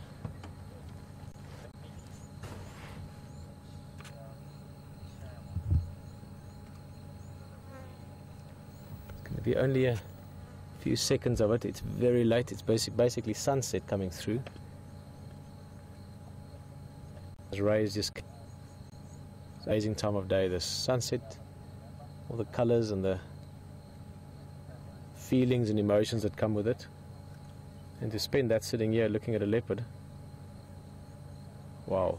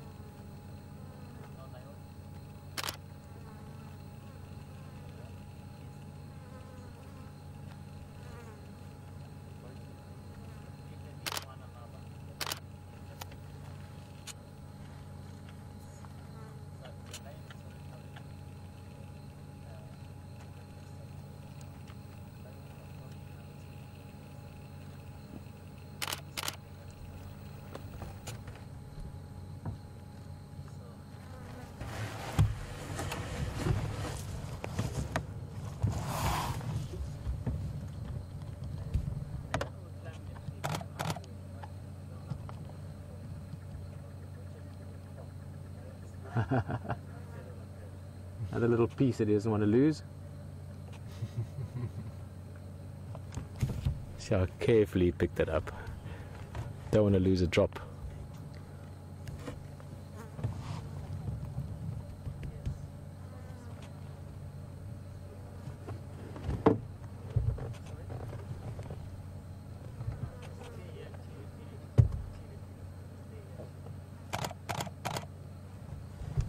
Guys, look at that.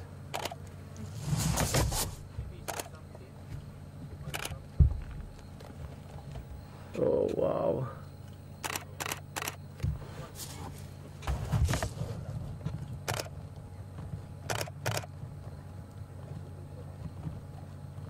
What a beauty, huh? Sure. Okay, look at that. He's going to go down, I think.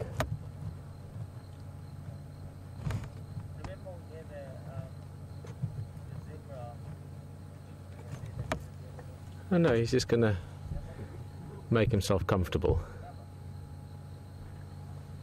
Almost looks like he's part of the tree now.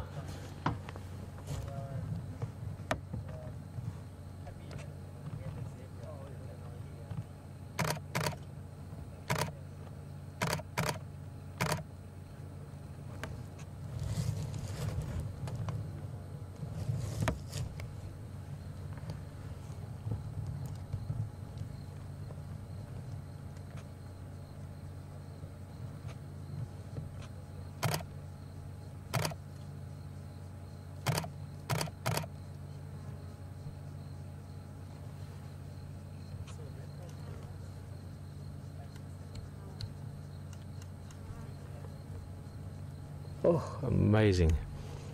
Perfect timing as well with the light changing.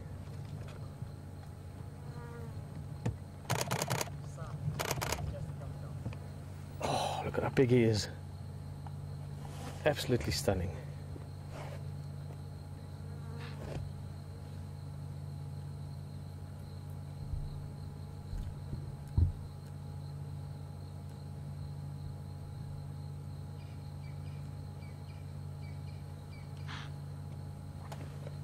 Impala's calling in the background. Just move a little bit. He's just found himself a little spot to lie down again.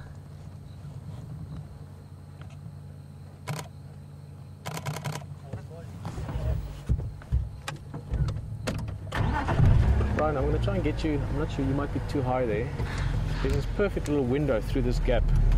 If you go in close, let me just see. If we could, that would be great. Go in close a bit.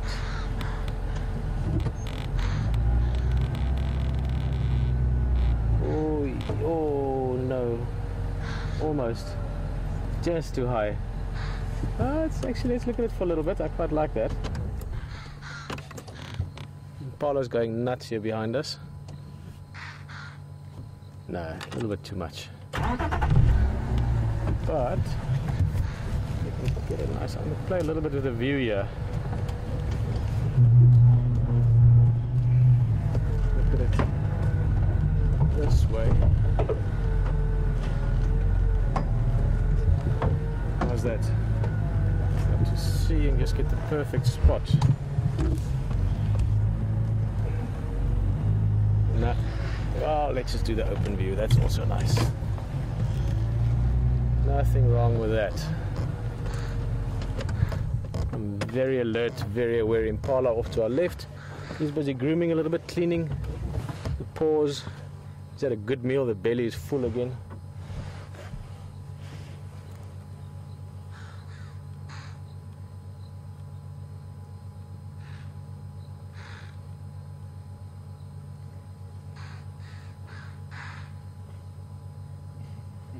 All the Impalas staring this Yeah, no, they...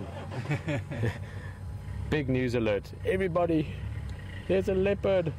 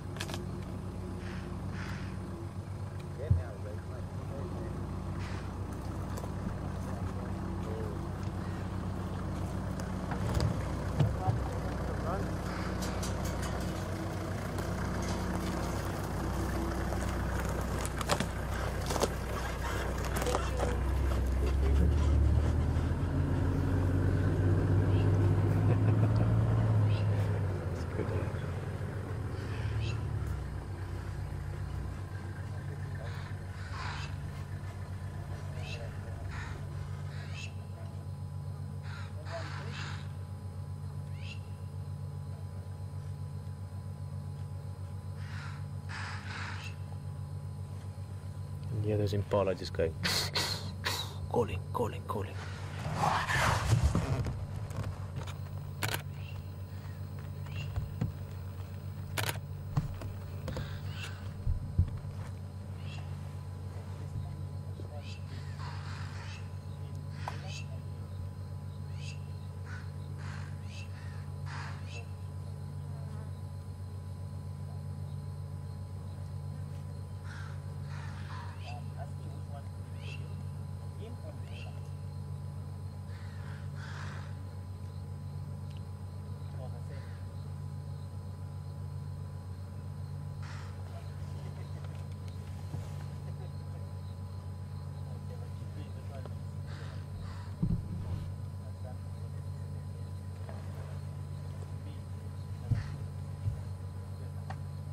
Interesting, I wonder where he's going. Back to his termite mound again.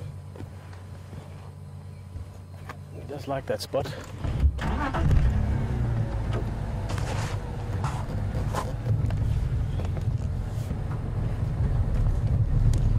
that's lovely. Last little bit of light.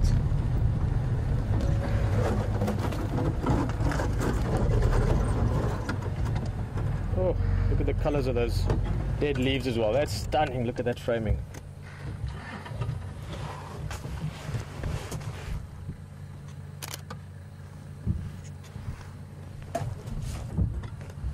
Just glowing, the last rays of the sun is just catching this area.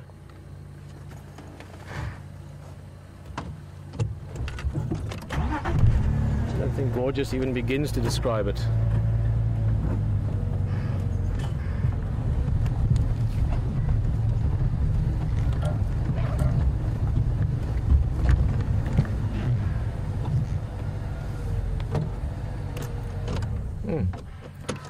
How's that for a view?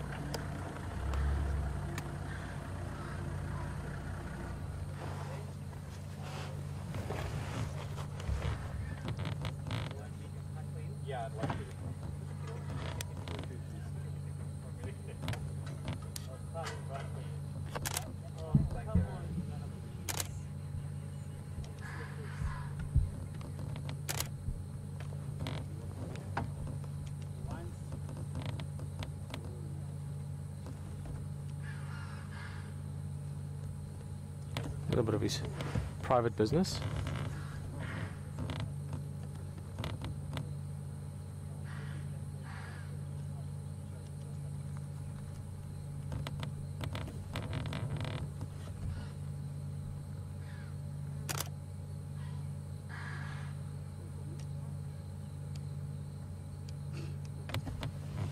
And there the sun has set.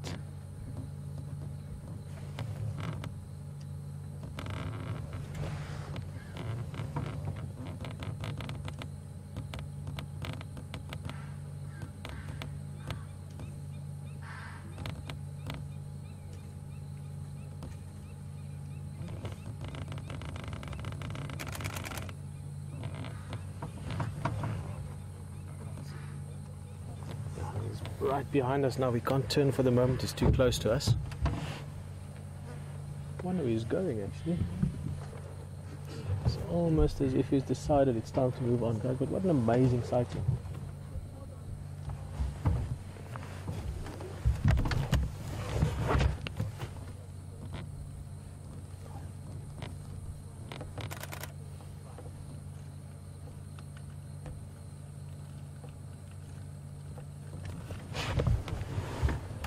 There he goes. You can see there's a footpath, actually a perfect footpath splits here just in front of us. I've got a feeling he might be moving along, interestingly enough.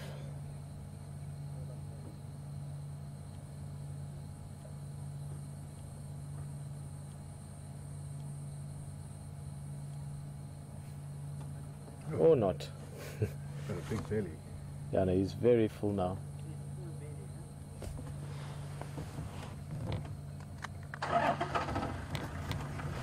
Roy, make some space here. Sorry, Brian. Make some space for the game drive vehicle also, so they can get a new view.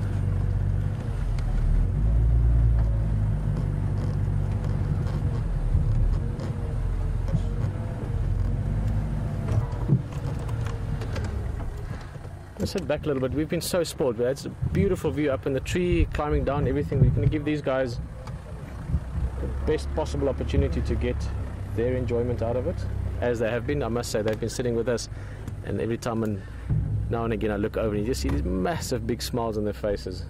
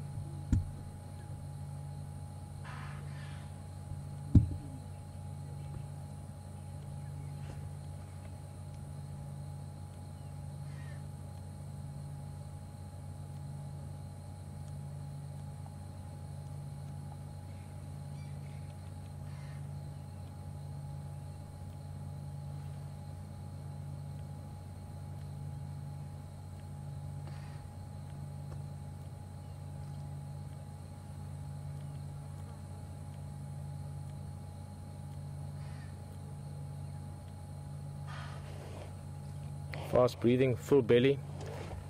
Apart from the heat, also weight pushing up against the diaphragm there. So shallow breaths only.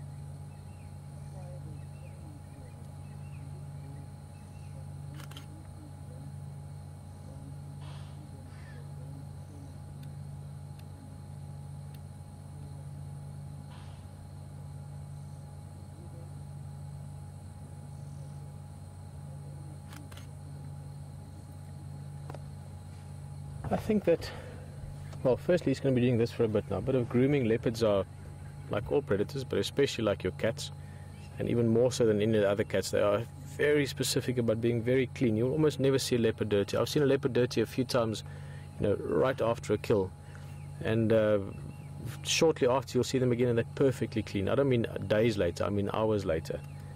Very meticulous about being perfectly clean, cleaning the paws, the toes, everything. So he'll be doing a bit of grooming. A little bit of looking around as well. He will stay alert to the potential of other predators. The sun is set. It is that time of the day when things start to walk around.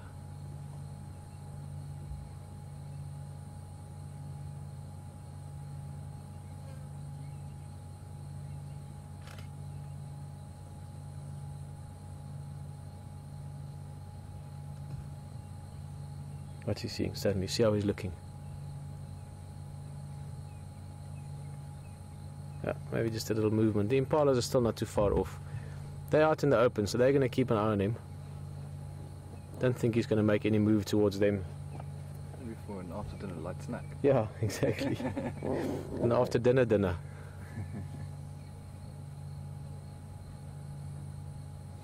You know what I'm quite keen to do is I think we should do a little drive, just see if we don't bump into something else in the area. Maybe who knows what, hyena or something like that.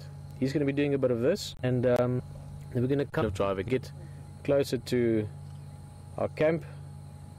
As I said, we've done some radio tests, and I think something is not quite the way we'd want it yet. So I just want to get within range so I can maybe get a few questions, talk to you guys a little bit.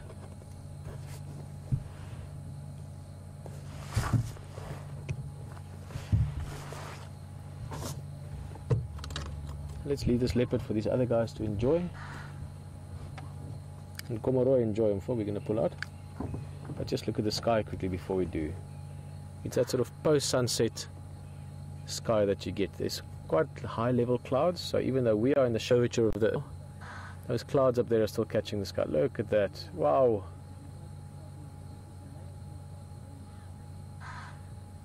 What a place and time to be. Thank you for being here. It's the only way that I could have been here.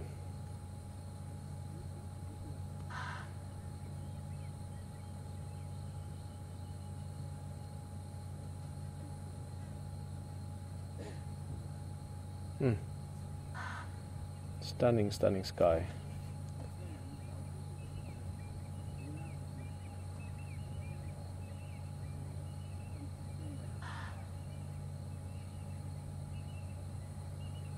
I think we're going to take a little of a loop drive, and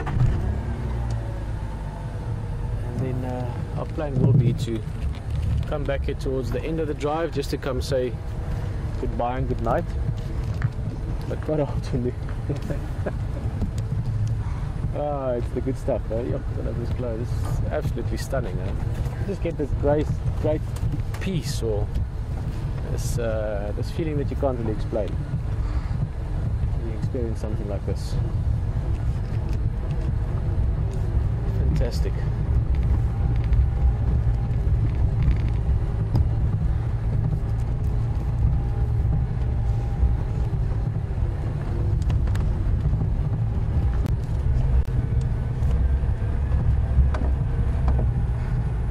Standing by.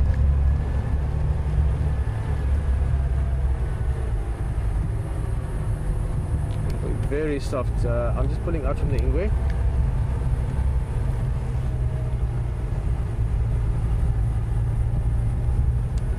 So last station, go again.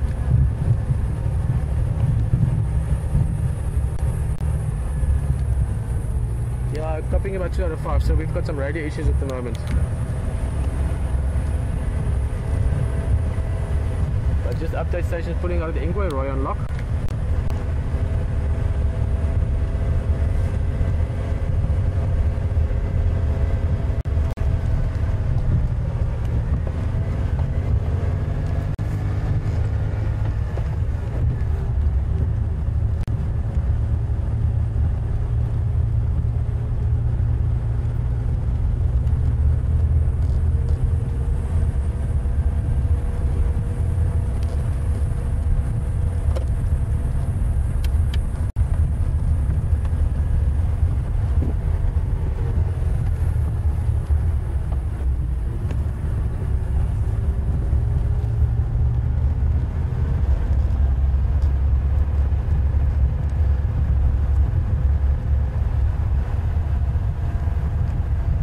I'm only hearing you about 2 out of 5. If you give it another minute or so, we're over this little bump, then we should start hearing you.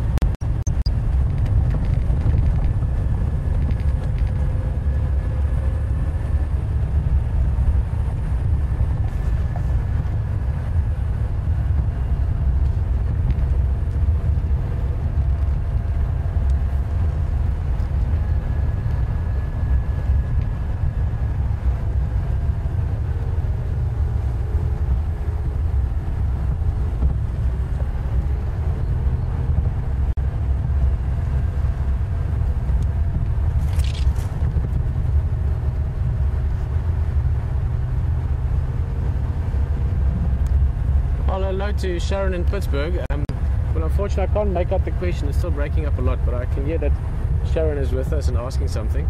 Sharon will answer your questions shortly. We just have to cover a bit more ground, then I'll be able to hear. Ah, there we go. Yes, that's a good question, Sharon. Sharon's asking why he didn't bury, not the carcass, but his business that we so openly watch there. Sharon, it's because he doesn't really care if things know that he's there. You know, it's a case of you get some animals that bury their feces or their dung, depending on what animal they are. Some of the smaller cats, some of the antelope, and basically they do that in order to prevent other animals from finding them. In other words, they want to hide their presence. In the leopard's case, he doesn't care because he's got a carcass that's been lying up in the tree for 2 days in the sun. That's definitely sending out some smell signals downwind to anything with a nose. So a little bit of that's not going to bother or not alert anything more or less than the carcass. In fact, less. The carcass would attract more attention. So there's no reason for him to. He doesn't care. He's, if a lion or something approaches, it's going to be because of the carcass anyway. So there would be no purpose for him to do so. You do get sometimes scratching with us here. I'm sure I have dogs. You know, when they're scratching on the grass, that can be part of their scent marking, and you get that with the predators as well. They've got preorbital glands. They do that as well, actually, most antelope also. Preorbital glands would be over here, but in the case of the scratching, they've got glands in between the toes, which are called interdigital glands. Just a fancy way for saying glands in between your digits. And when they scratch like that, kicking with the legs, that's to sort of leave that bit of scent mark as well.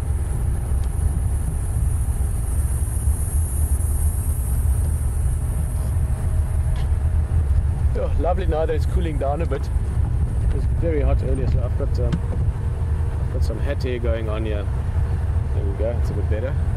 But it was really, really hot earlier today.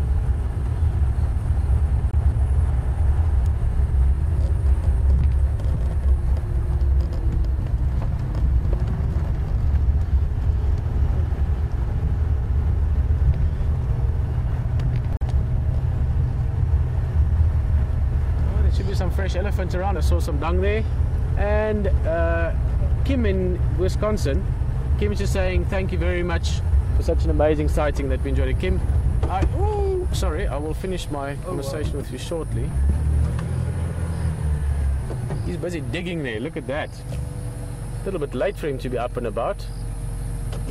Sorry, I'll put the lights on again now. Let's just do that, that's better. He's busy digging there. Or she, actually, more likely. This is a monitor lizard or a rock monitor. In Afrikaans we call them a lekkerwaan. This is not a particularly big one. This one would be about 2 feet long at the moment, mainly because a part of the tail is missing.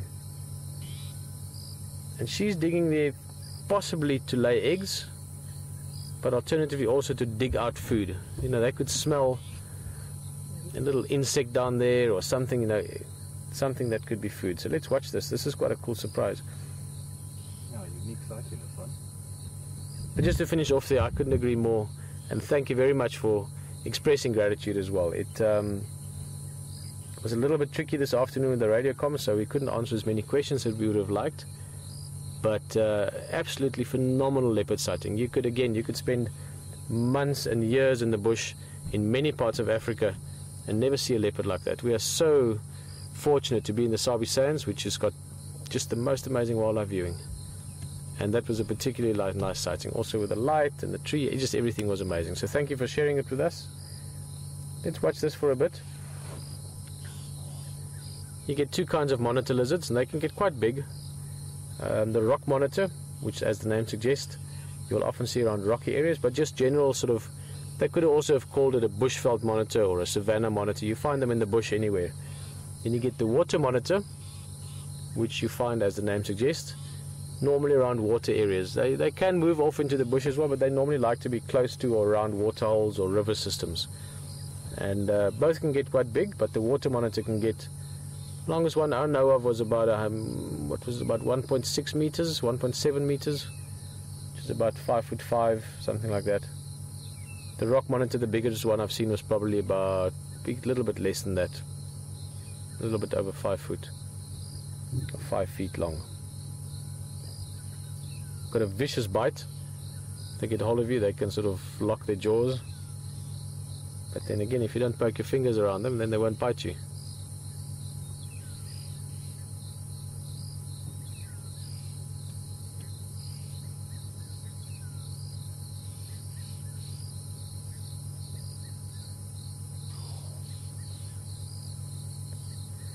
That's a great question, Julie. All the way out of Leicester, England, which I'm sure is a bit cooler than we are at the moment here. I mean, I did say it's very nice now compared to earlier, but that's because earlier was 40 degrees, 39, 40. We're now still probably sitting in about 30 degrees. Very sort of in-your-face kind of temperature feel to. But Julius is asking, will this monitor lizard grow his tail back? Now, I'm quite curious what happened to that tail, actually. It doesn't look like it's that long ago. It looks like a relatively fresh wound. I don't mean half an hour ago, but I mean maybe in the last week or so, as opposed to a few years. I've seen a few monitor lizards over the years with missing tails. Most likely, this would have been from anything from a hyena to a leopard to a honey badger even. Or honey badger maybe not so likely, but if I had to guess, I would probably venture hyena, lion, anything might have gotten a hold of it. Snipped it off, but the monitor lizard would have put up quite a fight and gotten away in the process. But no, the tail will not grow back, Julie. With your smaller lizards, you get the tails growing back. Geckos, you get it. Skinks, but not with these big lizards. HD was telling us the other day he would actually enjoy this as well. HD would have loved that leopard, by the way. Just that it was such a cool sighting, and I know that he was happy because he was really pushing me the last few days to get out there and see the leopard. So I'm just thinking back to some of Hayden's stories. He's done some amazing travels and been to really amazing places, and he was telling us about the Komodo dragons that he'd seen and the experiences he had there. Now, they would be just, you know, supersized versions, you know, sort of monster versions of these guys.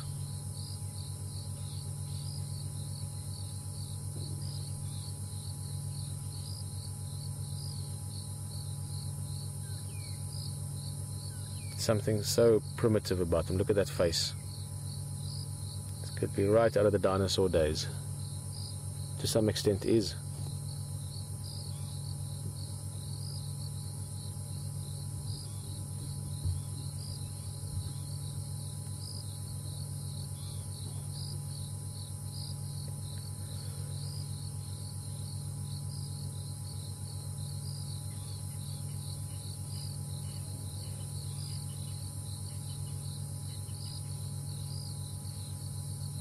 Really digging in there. Now, we had a bit of rain the other day, which would make digging easier. The sand would be easier to dig through, but also, oh, look at that scorpion. Look at that right in front here. Just in front of the monitor lizard. That's amazing. It looks like a burrowing scorpion by the look of it. What's the odds of that happening? You can just see its tail now, sort of in line with the base of the monitor lizard's tail. If you follow that down, just you get a little bit of greenish grass just there. Middle of the view now. Just there. That's the sting of the scorpion. Yep, there it goes. Yep. Looks like a burrowing scorpion. It's got quite big pincers at the front.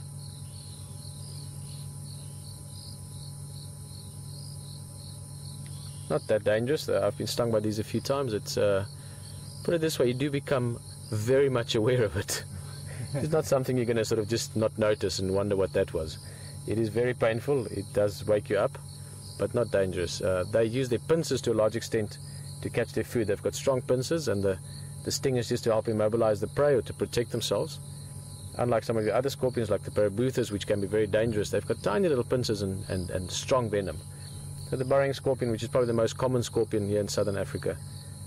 Not dangerous, but you don't want to mess with them. A little bit like spiders, you know, you can get used to them, but they stay a little bit weird to handle or to be close to. This is so awesome, just having a little window into a part of the bush that we don't see as often. We tend to look at a lot of the bigger things I'm very happy with that. I'm one of those people that are very honest about it. I love seeing leopard, I love seeing elephant, but I also love these little surprises as you get along the way. Really like that.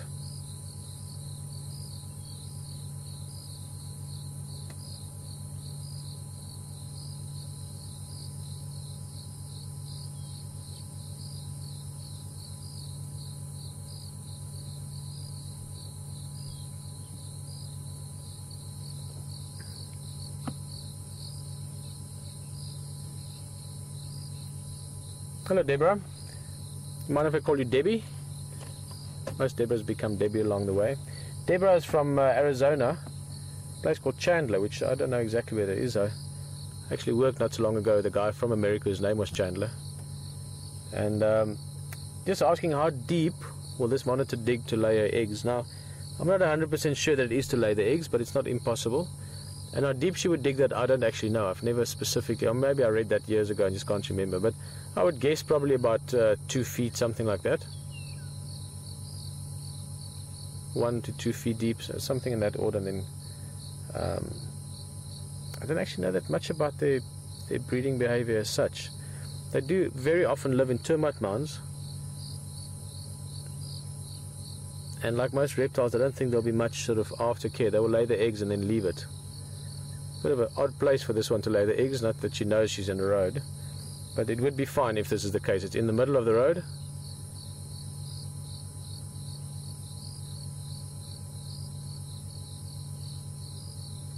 This could be a little something, maybe I will help with it, but I'm just thinking maybe Alex, if you want to get into that, or Rafi maybe. If this is the case, we should read up on it a bit more, and we can see how long it takes for the eggs to hatch, and maybe just 3, 4, 5 days before. Normally these animals have got very specific, not gestation periods, but hatching periods. 5, 6 days before we come stick a time-lapse camera down here and see if little monitor lizards pop out. That would be amazing. Yeah. It's not every day that you will get this opportunity. Now again, she might just be digging in there for food. But I'm getting a very careful way about what she's doing here. And just looking at the body does actually look quite plump. Now she is lying on her stomach as well while digging, so it's a little bit of sort of a few assumptions to make, but this might be a little opportunity here for something out of the normal type of thing that one would see out in the bush.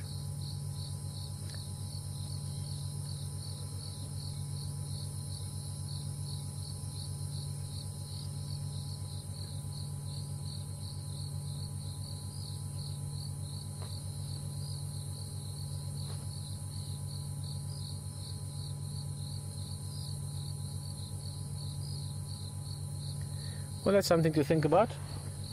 Very interesting, like the scorpion as well. And we're getting towards the end of the drive. As I promised, we will go back to the leopard. We're going to leave this monitor lizard. She's so just happy to do her thing and not bothered by us at all.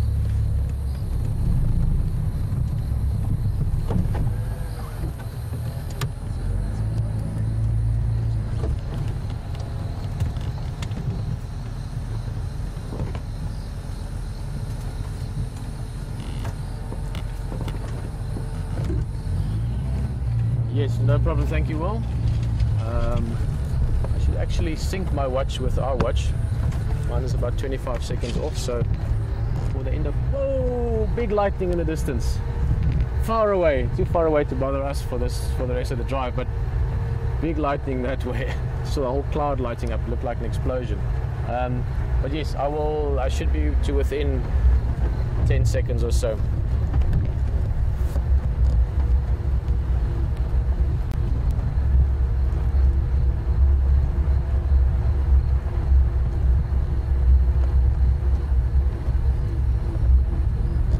Okay, perfect. I am 32 seconds at the moment behind our countdown. I will reset my watch later. You're spot on. Don't think, Brian, I like a guy who's spot on. So thank you, Will. That was basically just so that you understand a little bit of this. Where we're going now, we won't have radio comms, but we will have a leopard, so we're going to go have a look. And we'll just say goodbye to you We should be within a few seconds of the broadcast time. This is all the rehearsal, for lack of a better word. We're obviously doing it live and sharing everything with you, which is, I think, a beautiful thing to do. We're not trying to do this and then come out all perfect. We're saying, hey, come along for the experience, come see the leopards, come see the scorpions, come test the radios with us, figure the vehicles out if something happens. That's just why not share. So we're going to be rehearsing towards the Big Cat Week. And for Big Cat Week, we will have to be very, very specific to time, because it will also be on television in North America. Hey, there's another scorpion. We just missed him, no worries.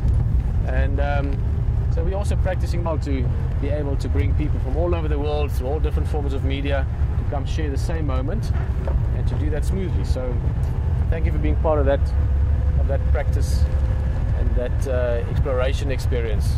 I really do think of this as exploring. We're exploring a new way of sharing wildlife. And on a little bit earlier, I think we are actually also exploring, and this is what I'm really excited about, we're also exploring a new way of interaction within this environment. And with this environment, I don't mean just the bush around us. I mean this environment, what's going on right now with all of us. I think it's very cool. Very interesting.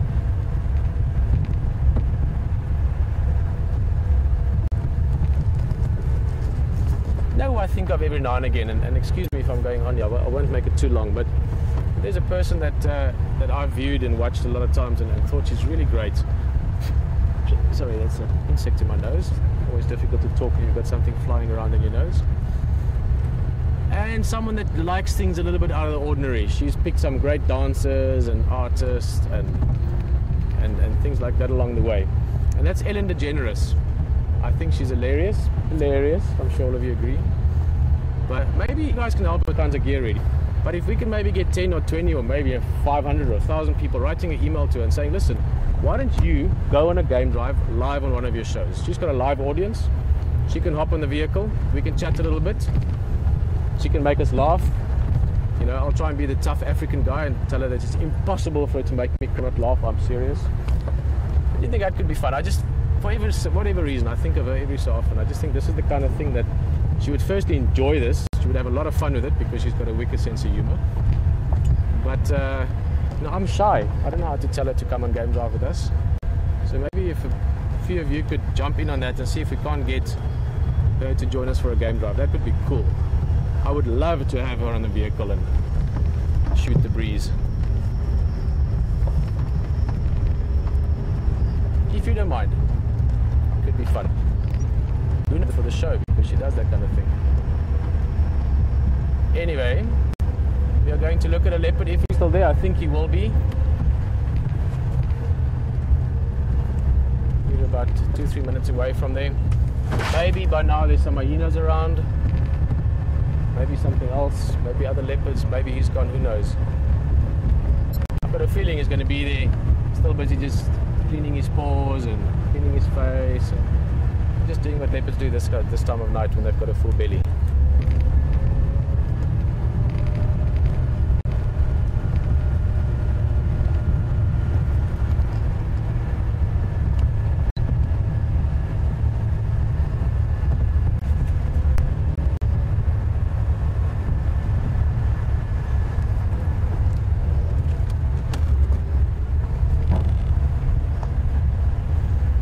Remind me of that, what we just spoke of. In the next couple of days, maybe when we're sitting somewhere, I will send a formal invitation for Ellen to come and game drive with us, and we can send that on to her by word of mouth, of course. You know what I mean. Still got a bit there, mostly gone now, but again high level cloud, so it's still catching the last of the sun rays. Saw a bit of lightning again just now as well, so further to the south of us there is some storms brewing. Look at that.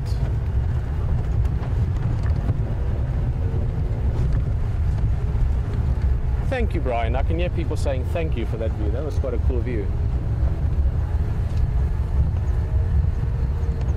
Brian's a special guy. Apart from being a special guy just because he is, he also holds your eyes and your ears in his hands, and he does so very sensitively and with great awareness, shall we say.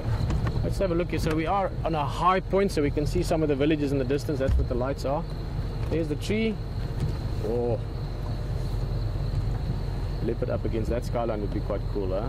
Yeah. Bit of light in it. Let's just have a look. Tingana, which means shy. He's not shy anymore. He's awesome leopard. He was a bit shy when he first came into these parts. Just going to go to where he was earlier. He likely to have moved a bit. Also not impossible that he's actually moved on altogether. Let's get a spotlight here. Here's the lights here. That one's on. That's on. Okay, good. We can see.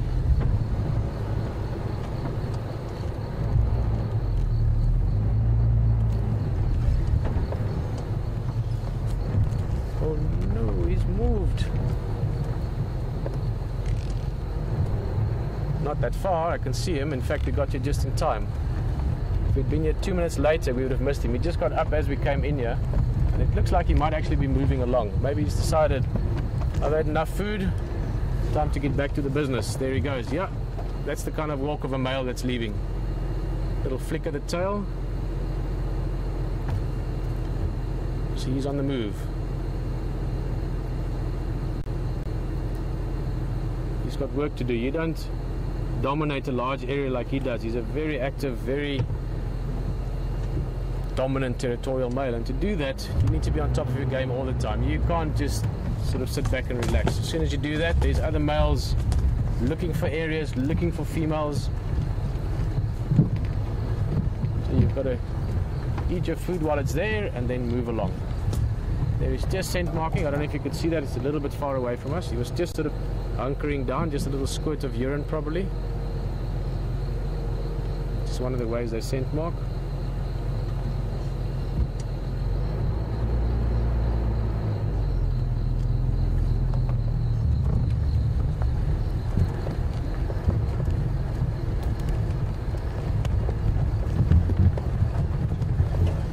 Oh, this was lucky timing, huh? Literally, had we been 30 seconds or a minute later, found him at all. There he goes.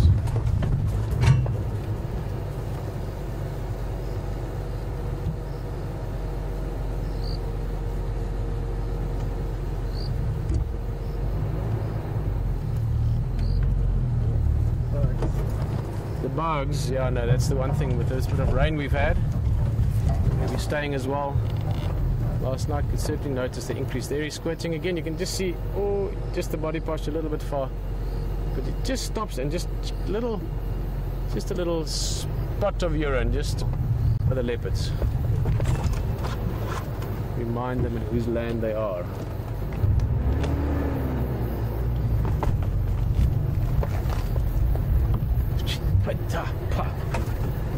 Bug City. Actually, they like that light as well. I'm going to light you in the back just to see the inside area so that you guys can see me. I think we're just going to kill it for a bit. The bugs are already flying in here. Let's switch it on when I talk to you.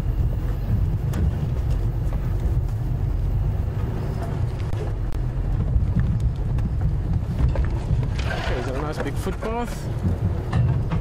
Let's just stop there for a bit. He should walk down that. You'll see that sort of clearing area. Don't worry, it's just my headlights, just killing the engine.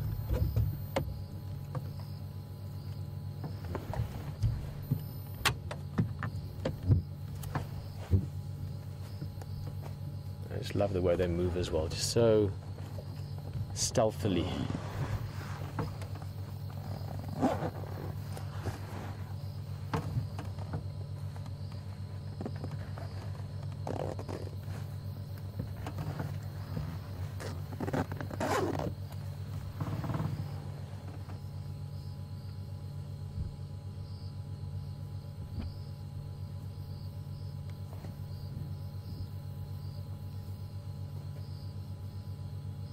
Of lightning in the distance again.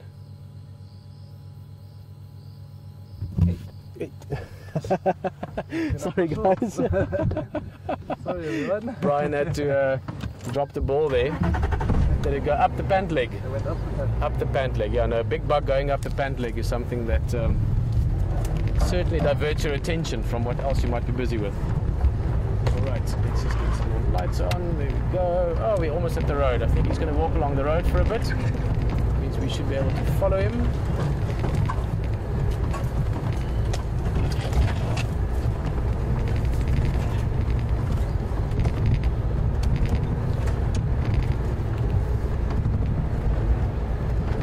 Yep.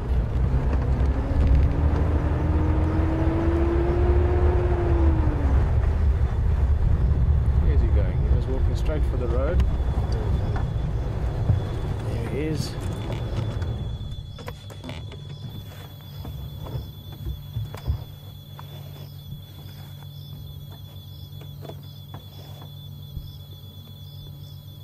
That's interesting. Might have heard something, smelled something. The breeze is coming from that direction. Stick with him for a bit. Yeah, we have about a little bit over 3 minutes left.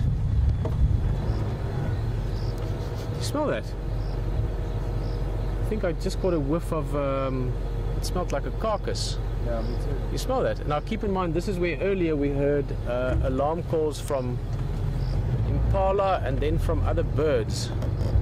I wonder what that is about. This is interesting.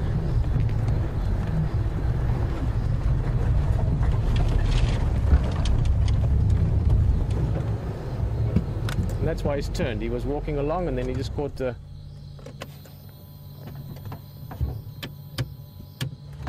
smell of something.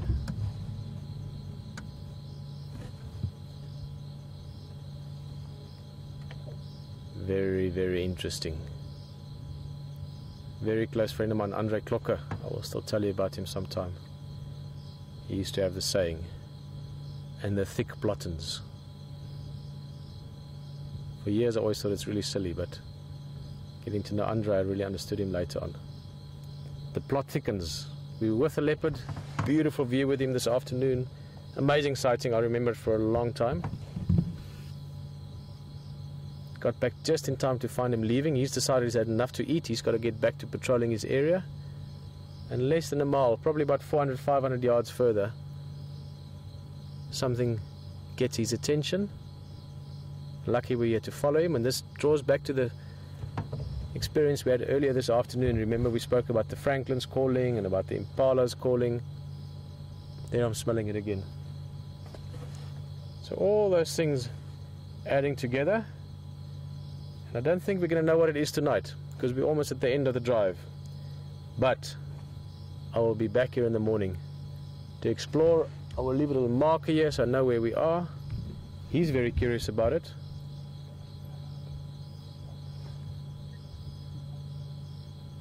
Tomorrow morning we'll get back into this area, look around, smell around. Maybe it's nothing, maybe it's something small. He's also not too bothered by it. But maybe it's something that we can explore further again tomorrow. Got about 1 minute left. So I think we'll have a last look at him. Boy, hold on. We're in the bumpy section. And there he is. From myself, Peter. From Tingana, the star of the evening, beautiful male leopard. And from Brian behind the Camlex, everyone.